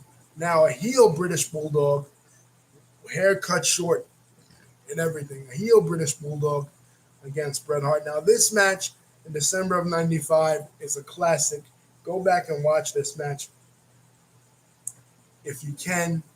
This is a bloodbath. Now they were not supposed to blade during this time in the WWF. Remember, they couldn't even use a second ladder at SummerSlam, but they do. They blade, and it is compared to the match that the British Bulldog had with Diesel like 2 months before that. This match is incredible. They've switched to Bret Hart, and it's good they switched to Bret Hart because Diesel was not working out. They said Diesel was going to have a couple of years with the championship, but obviously that wasn't true. But what happens with Shawn Michaels? Nitro is on a roll, and Nitro has this idea in November to finally do a match that a lot of fans have been wanting since Hulk Hogan came to WCW, a babyface match between he and Sting. So they put that on in that November episode of Monday Nitro. But what does WWF counter with? Now, WWF counters with Owen Hart versus Shawn Michaels. Now, you would think, okay, that's nothing. We've kind of seen that before, which we really hadn't. Owen Hart and Shawn Michaels hadn't really worked together all that much. But Owen Hart hits Shawn Michaels with an enziguri kick to the back of the head. Now, keep in mind, the night before, this was the night after Survivor Series, the night before, Shawn Michaels had been beaten up by all his partners. He'd been razored edge, he'd been dropped on his head and everything, and he just had the concussion, right? So he just collapses. And everybody thinks it's real because normally in a wrestling angle, when a wrestler gets injured, you would hear Vince McMahon or JR or some announcer bullshitting in the background. Oh my God, look at nothing. Dead silence. Dead. So it kind of looks like Shawn Michaels really got hurt. And Owen Hart, his opponent, is going over there to check on him, see what's happening with him. Obviously it's a work, but they follow this work so diligently that they actually go to the actual real hospital and check Shawn Michaels into the hospital, for the sake of this work. That's how far they took this shit. and they come out with these video packages. Tell me a lie, where they're showing like Shawn Michaels like greatest hits in WWE, and they're actually pushing for basically. Remember, I said in the Royal Rumble 1995, you you wouldn't be able to tell who was going to win, but in Royal Rumble 1996, the coming year, you're going to be able to tell who's going to win. It's obvious that Shawn Michaels is going to win to go on to face Bret Hart for the WWF Championship. What else is happening in 1995? What's happening with WCW? Well, remember where we ended. That's the end of WWF. In 1995, we're ending with Bret Hart as the WWF champion, Shawn Michaels injured with a concussion, Ahmed Johnson on a tear, the newest star, British Bulldog as the newest heel, and um, as the WWF Tag Team Champions are the Smoking Guns. That's where we're ending. On WCW, not only did they launch Nitro, we're going to reverse it all the way back to the beginning of the year. Their first pay-per-view, February's Super Bowl. Remember when we said that Hulk Hogan and Vader had this confrontation at the end of Starrcade '94? Hulk Hogan had his match with his brother Brutai at Starrcade '94. Randy Savage debuted for WCW.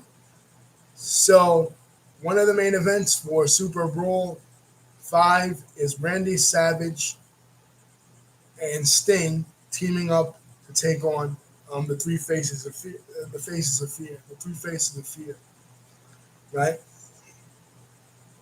Uh, John Tenta and Ed Leslie, the Butcher. But also, you have the WCW title match between Vader and Hulk Hogan. Now, we think that this is going to be a classic because, again, this is somebody who Hulk Hogan has never faced. He's never been in WCW before. Vader's only been in Japan in WCW. So we think, damn, this is going to be a great match. But what happens? Hogan, no sells Vader's Vader Bomb. Now, Vader's Vader Bomb is vicious. Vader's Vader Bomb took out Sting. It took out a lot of WCW jobbers. It put Cactus Jack out of action for several months, even causing the amnesia angle in '93. Vader's Vader Bomb is some vicious shit. But Hogan doesn't sell this Vader Bomb. Like, I know Hogan always does the Hulk up thing, the no sell. That's Hogan's shtick, right? But still, you could have given Vader something. He doesn't. He gives Vader shit. Right? So he defeats Vader at Super Bowl 5. They go into uncensored. Now, the idea for this March pay-per-view is that it's uncensored.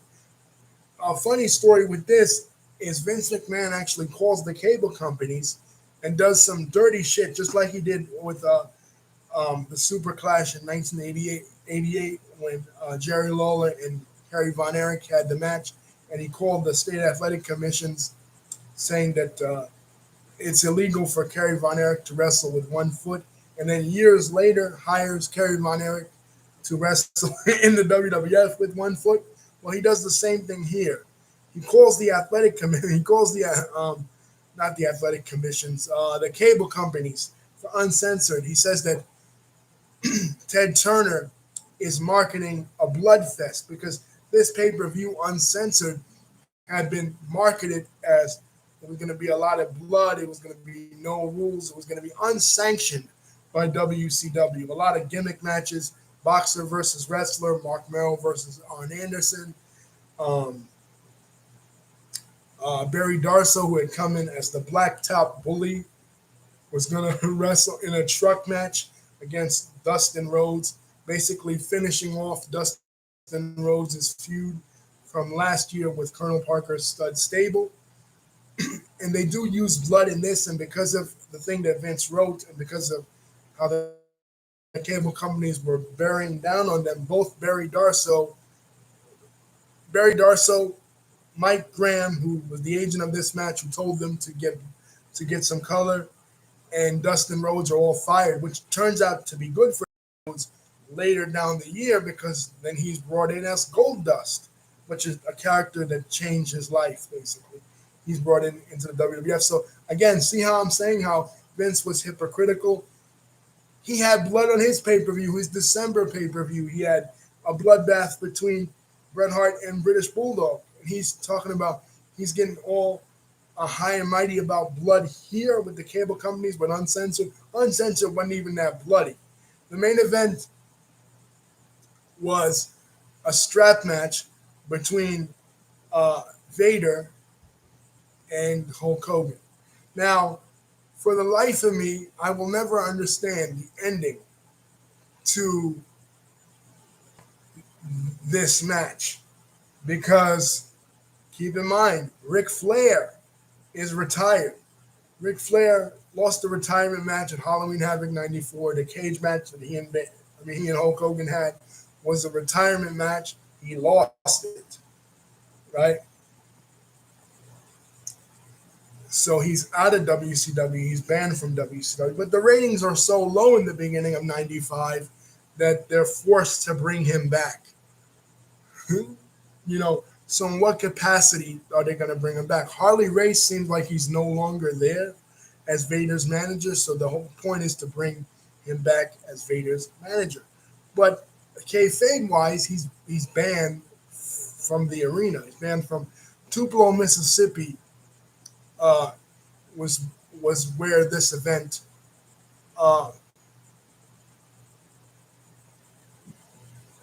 was held, and Ric Flair sneaks in to the event dressed in women's clothing, and he is the one that gets dragged around all four corners in the strap match, not Vader. So basically, he lost the match, not Vader. But anyway, Hogan counts it as a victory. Hogan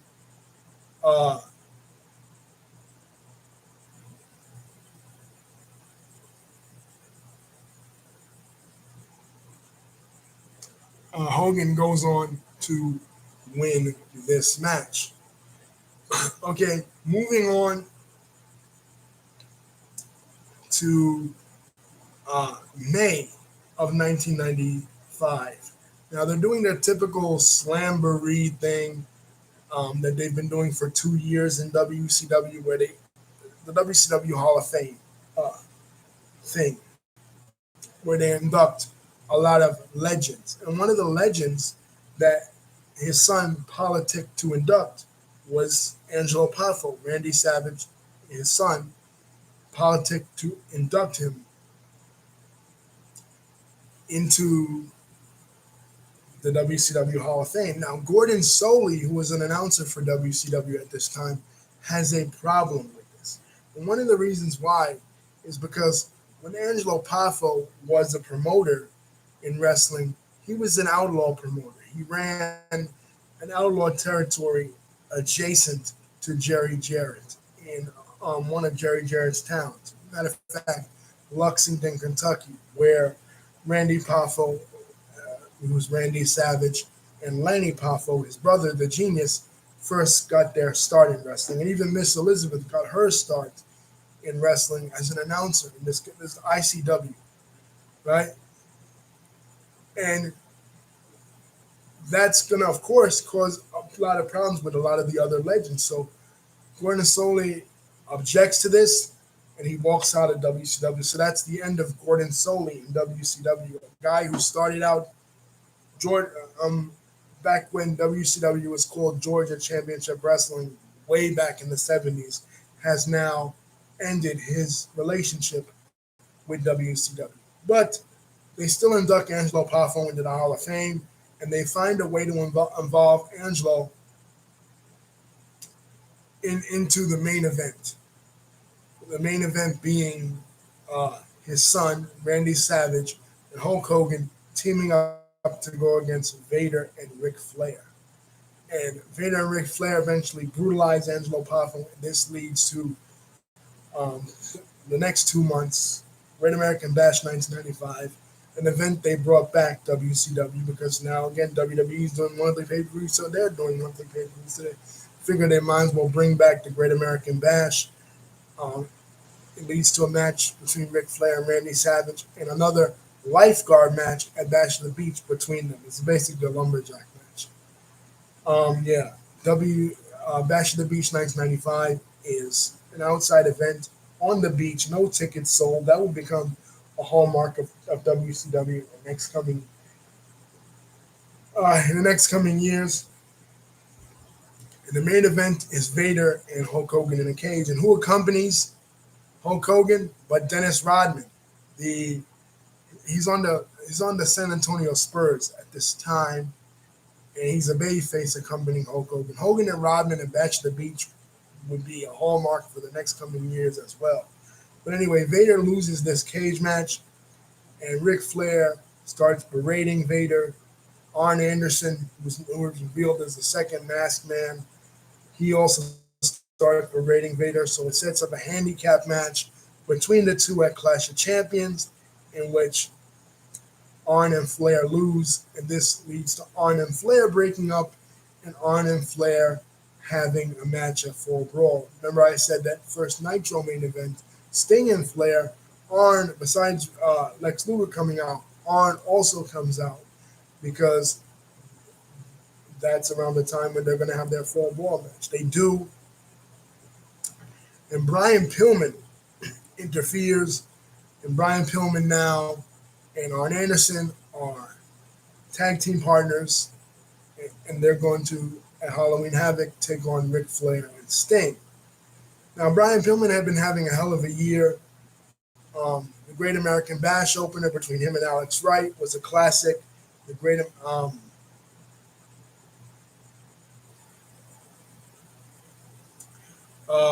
the Fall Brawl opener between him and Mark Merrow was a classic. They brought him back. He'd been kind of gone from the company for a while, and they brought him back with this whole blondes want to have fun gimmick, only to turn him heel later in the year when he helped Arn Anderson defeat Ric Flair. In '96, he would have an even better year because he would have that match with Eddie Guerrero where he roughed up Bobby Heenan, and Bobby Heenan said, "What the fuck are you doing?" Yeah, Bobby Heenan had a slip up on air. That was in Vegas in '96.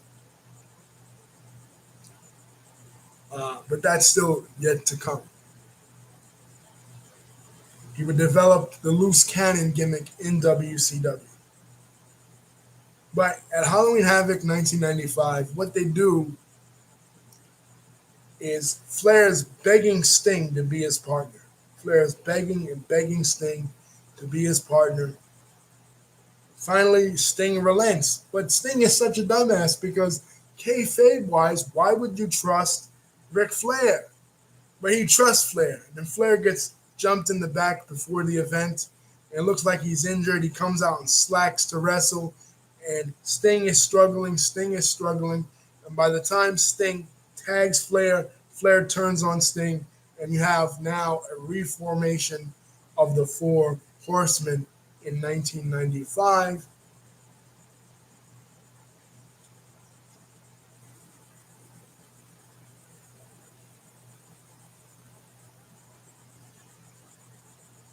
And that's where we are. Now, by the time we get around to um, what else happens at Halloween Havoc, the Giant has debuted. He first started off sitting in the audience watching the Arn Anderson Renegade match. Now, Renegade, we didn't talk about him. At Uncensored 95, they tried to get the Ultimate Warrior to appear to help out Macho Man because they know Ric Flair's to help out Macho Man and Hulk Hogan in the leather strap match. They know Ric Flair's going to be there, probably sneak in. So they try to get the Ultimate Warrior. And Hogan and Randy Savage are talking about the ultimate surprise. So everybody thinks, okay, it's the Ultimate Warrior. It's not. It's some it's some cheap knockoff. Rick Wilson, God rest his soul, he committed suicide later on. But Rick Wilson, this cheap imitation of the Ultimate Warrior. They couldn't get the Ultimate Warrior, so they got him, right? A doppelganger. but he has a semi amazing year in WCW. He actually defeats Arn Anderson for the television title at the Great American Bash. It has a lot of matches with Hulk Hogan and Randy Savage. So he's off to the races. But during that match, you see a very tall gentleman in the audience watching the Arn Anderson Renegade match. And then later on in the opener, the pre-show, the main event show that WCW had before Bash at the Beach, you see that same gentleman as Hulk Hogan is giving away a Harley to a Make-A-Wish kid. He's giving away this Harley to this Make-A-Wish fan, which I don't know what a Make-A-Wish fan is going to do with a Harley Davidson. But anyway, it is what it is with Hogan. And all of a sudden, he throws this unoversized T-shirt at Hulk Hogan. And Hogan's looking at it like, man, what the hell is this, brother? You know, he knows what it is. Okay, eventually, long story short, after a Fall Brawl, after Hogan, Sting, Luger, because Vader's out of the company. What happened with Vader was that Vader was late for a photo shoot. Paul Orndorff, who's now an agent in WCW, gets in his face. Eventually, Paul Orndorff knocks the shit out of him. Vader decides, because of that embarrassment, to leave the company. It was supposed to be, now Vader's a babyface, so Vader was supposed to team with Sting and Hogan and Randy Savage to take on members of the Dungeon of Doom. Now, what's the Dungeon of Doom? The August pay-per-view, the one that was main evented by Arn Anderson and Ric Flair taking on Vader in the handicap match. They feature a vignette where Hulk Hogan is lured into this dungeon, like this actual cartoon dungeon, by the voice of King Curtis Ikea. Because Kevin Sullivan, who was the leader of the Three Faces of Fear, he has a breakup with Ed Leslie. So Ed Leslie now becomes a babyface again. He's the man with no country. They have a match at Slamboree. It goes nowhere. But at the end of the match,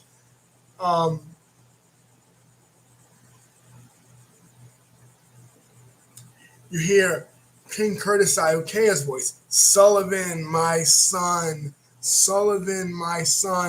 calling out to Kevin Sullivan, right, telling him that he's his son.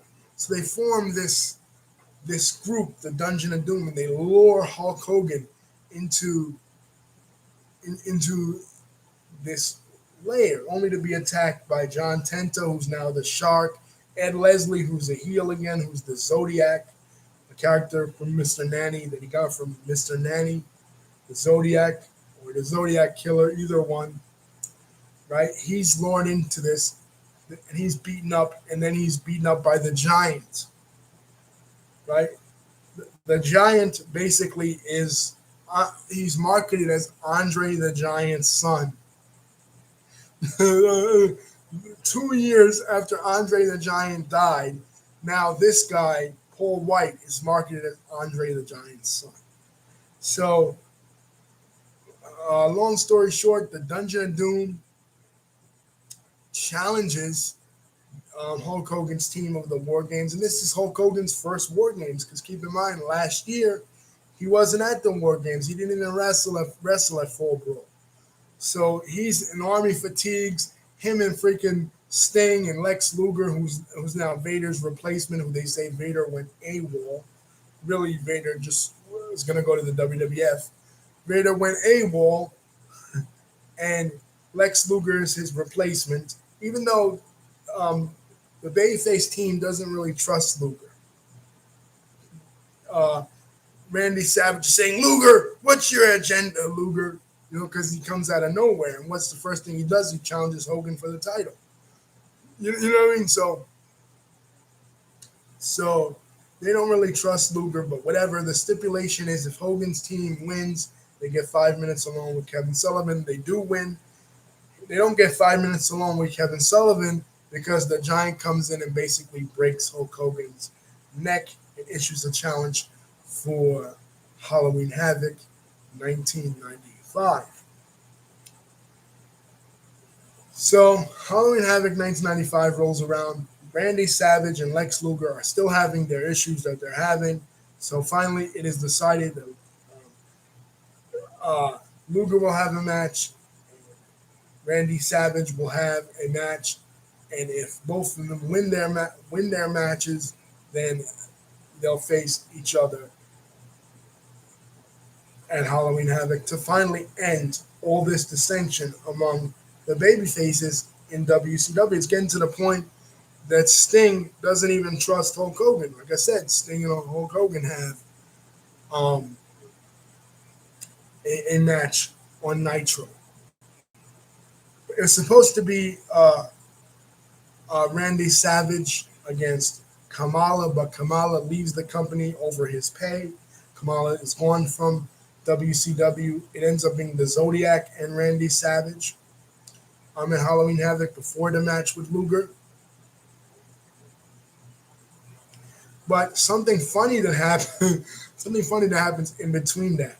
Hulk Hogan is attacked by Kevin Sullivan and the Giants, and his mustache is shaved off. Then Hulk Hogan comes out as the Dark Side Hulk Hogan, all dressed in black. Basically, Kevin Sullivan has stolen the colors of Hulkamania, brother, the red and the yellow. And he's got the neck brace on. He's got the black colors. He's basically a prelude to what he would become with Hollywood Hogan, brother. And that lasts until Halloween Havoc 1995, and then he goes back to the red and yellow.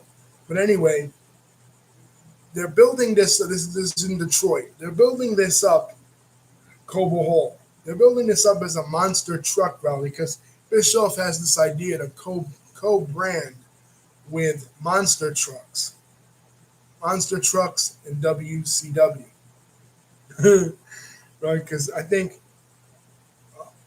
they wanted to branch out. So it's a monster truck battle between the Giant and Hulk Hogan, and then a wrestling match. So they have the monster truck match.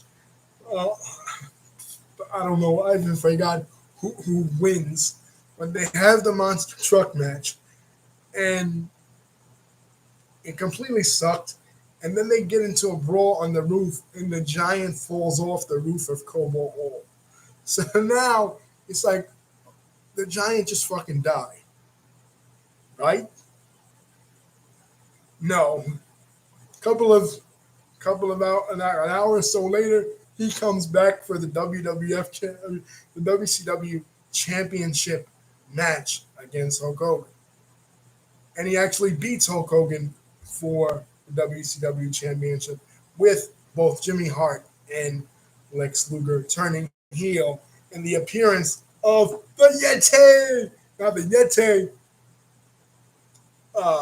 was this thing that they'd been building up on Nitro for weeks and weeks. It was supposed to be the Giant Gonzalez returning to WCW where he had wrestled previously as El Gigante, but returning to WCW as the Yeti, right? A Yeti, a snow beast.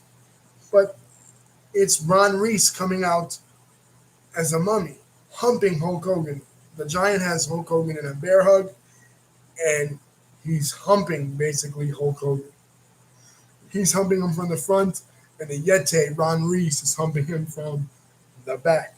So not only did the Giant die on the pay-per-view, he also won the WCW Championship, and now he has Jimmy Hart as his manager. Come to find out, Jimmy Hart did some background shenanigans, making this into a title match, even though it wasn't initially. Now, so Jimmy Hart and Lex Luger are now members. So come to find out, Macho Man was right. Okay? But that Luger was not to be trusted. But WCW officials, they don't agree necessarily with the Giant being WCW Championship, winning the WCW Championship in the way that he wanted. So they put it up for this. Is so much like what happened in 1988. They didn't do a tournament, but they do I mean, this is a almost carbon copy of what happened in 1988 at WrestleMania 4 when DiBiase bought the title from Andre the Giant when Andre won it under auspicious circumstances. This is the same shit. Only thing they put it up not in a tournament but in a battle royal, World War III, a three-ring battle royal between all of the basically their version of the Royal Rumble, and the winner will become the WCW champion. And who wins this? The Macho Man Randy Savage. So Macho Man Randy Savage, goes into Starrcade as the WCW champion.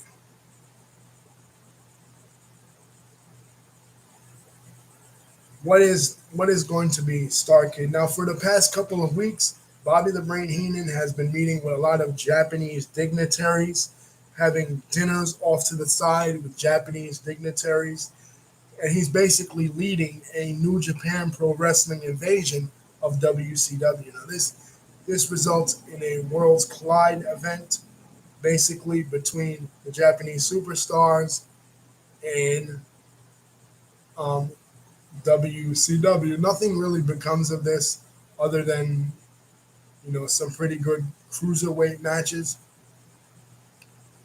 and also WCW is having their first three-way, their first triple threat match: Lex Luger, Sting, and Ric Flair, and the winner will go on to face Randy Savage later that night. Needless to say, Ric Flair wins. Ric Flair and Randy Savage continue their awesome feud that they had mostly all throughout '95 since May.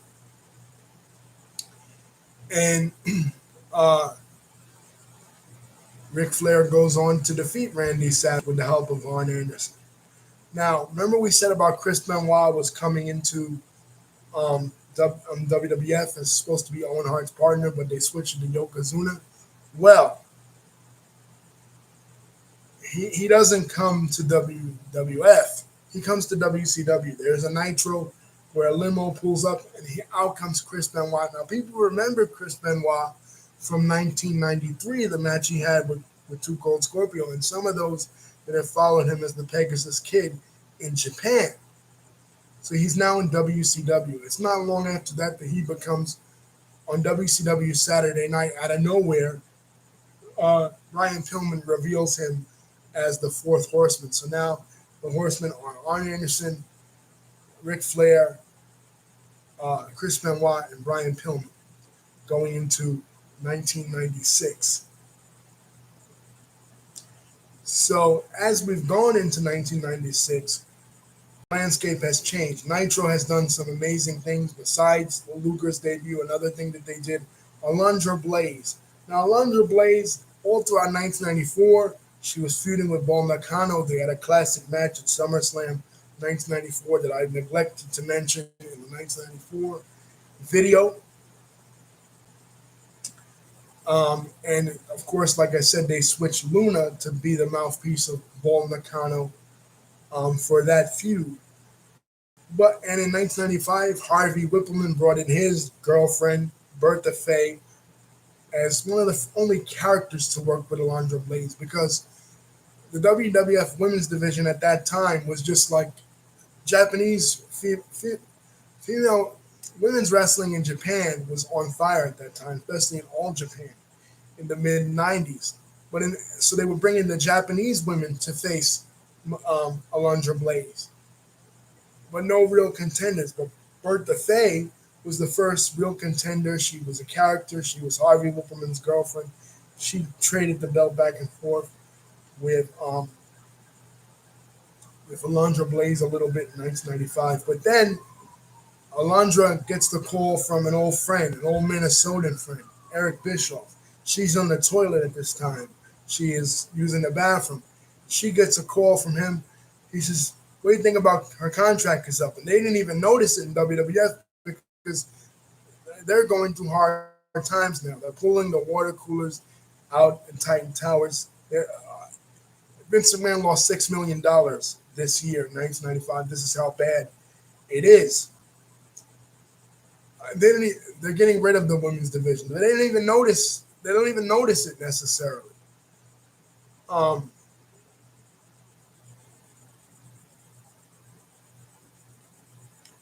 that the women's division is gone, but they do notice it when she shows up on Nitro and she says, "I used to be called Alundra Blaze. Now I'm back to being Medusa. This is where the big boys play." That's WCW's slogan. Well, now this is where the big girls play. And she picks up a wastebasket and throws it into the trash. And she's throwing the WWF Women's Championship in the trash. So Eric Bischoff was doing this kind of thing. He was coming on early so he could give away the results of Raw every week, especially the Raw Bowl, which was a stupid concept towards the end of '95 of having wrestlers like on football teams. I think Savio Vega won the shit. They were really loving Savio Vega in '95, let me tell you. But anyway, that's 1995 in professional wrestling. Like I said, ECW is making headways. ECW is what people are looking at. But even though the franchise of ECW left the company and went to WWF, Vince found out he was a part-time teacher and made him into Dean Douglas, one of the worst freaking abortions of an angle. But anyway, both companies are doing pretty stupid stuff. The Yeti, then you have people like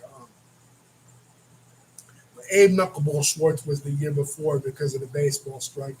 But you had the Goon, T.L. Hopper, Jim the Anvil Neidhart comes back to the WWE as a Who wrestler, like dressed up in a yellow mask, and the joke is your man Tar, um, uh,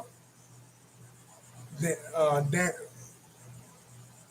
Dan Spivey, both Dan Spivey, the wrestler, and Danny Spivey, the psychic, play a role when Mr. Wonderful gets discouraged with his role in WCW because he's not winning any titles. He's not doing really much of anything. Danny Spivey, the the psychic, comes to be his inspiration. But Dan Spivey, Scott Hall's former partner, former skyscraper in WCW, finally comes to the WWF, and they make him into Waylon Mercy, basically.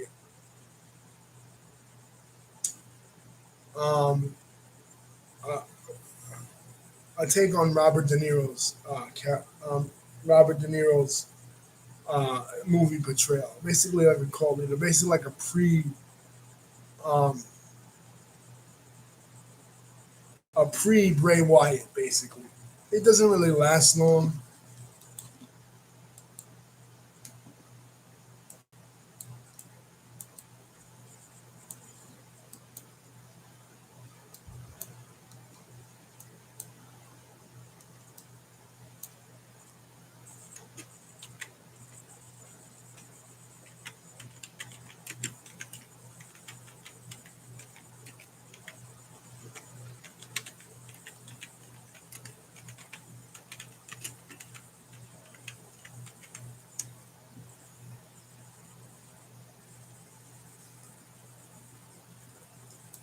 Oh yeah, Robert De Niro and Cape Fear. That uh, it doesn't really last long. Like Mantar, like the Goon, like T.L. Hopper, and like Freddie Joe Floyd, which is Tracy Smothers they brought in.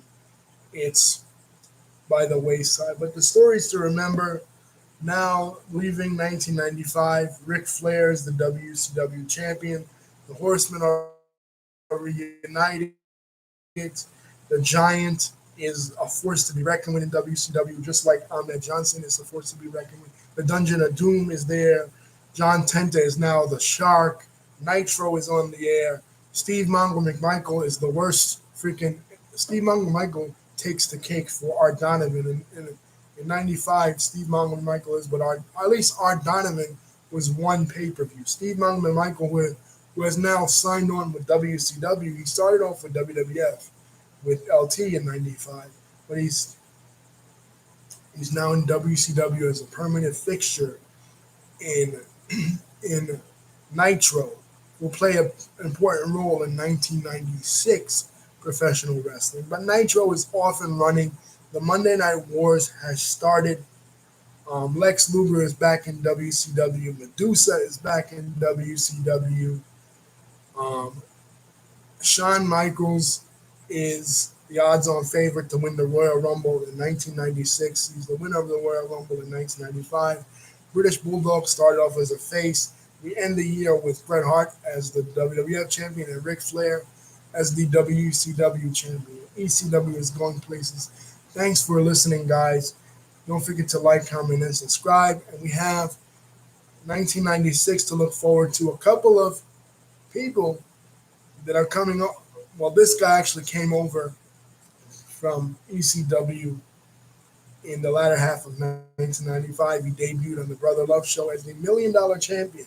Because remember, Ted DiBiase couldn't win no titles in the WWF. Just like he couldn't win the WWF title when he was a wrestler and he brought in the $1 Million title, he couldn't win a title as a manager. So he brings in Steve Austin, the ringmaster, on the Brother Love Show in late 1995. And this person will play a pivotal role in the upcoming years and in the history of the WWF. We know who the ringmaster is. I think you guys know who he is. But Vince McMahon told Ted DiBiase to not let him talk. He had a manager in WCW, Colonel Parker, so I guess they figured that he needs a manager here. Brian Pillman will also play a pivotal role in both companies in 1996. Vader will be coming to the WWF in 1996, so a lot to look forward to. And Kevin Nash and Scott Hall, Razor Ramon, and Big Daddy Cool Diesel will be leaving the WWF and coming to WCW, also changing the landscape of professional wrestling. So we have a lot to look forward to as it pertains to the two companies in 1995. Anyway, I didn't cover everything. It's a whole year. Thank you guys for listening. Thank you guys for participating in this series. I love doing this. 1995 is an interesting one. If you want to check out more about 1995 in the WWF, check out Titan Sinking series by James Dixon.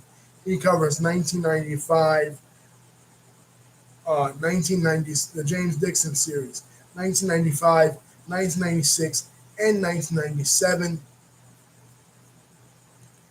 Happy Patriots Day. Well, not happy, but today, it's not a happy day, but today, in 2001, serious note, we're going to serious history now. Never forget what happened on September the 11th, 2001. The United States was attacked unprovoked by terrorists from the Middle East, Al Qaeda.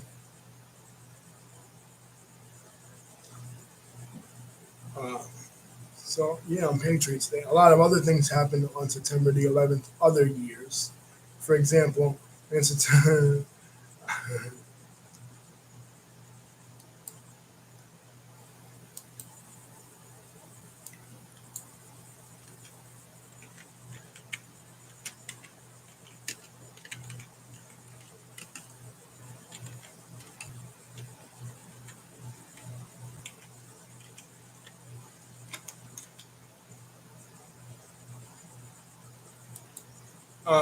September the 11th, 1683, the Battle of Vienna.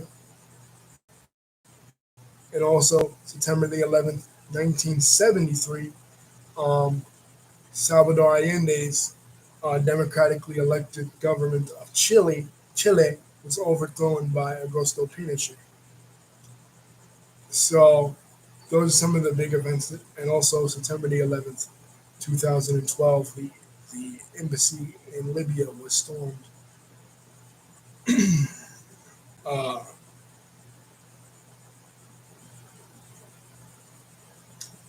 the Benghazi incident. But anyway, this is September the 11th.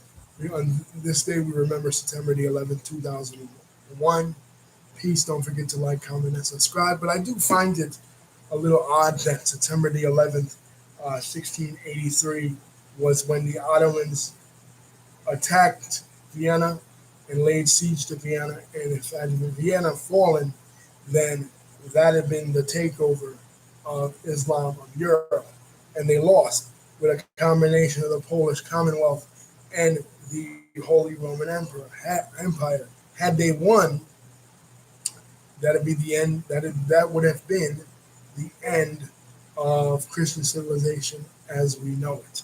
It was almost like they never forgot. And 300 years later, 300 plus years later, they came back. Don't forget to like, comment, and subscribe, and to bell buttons.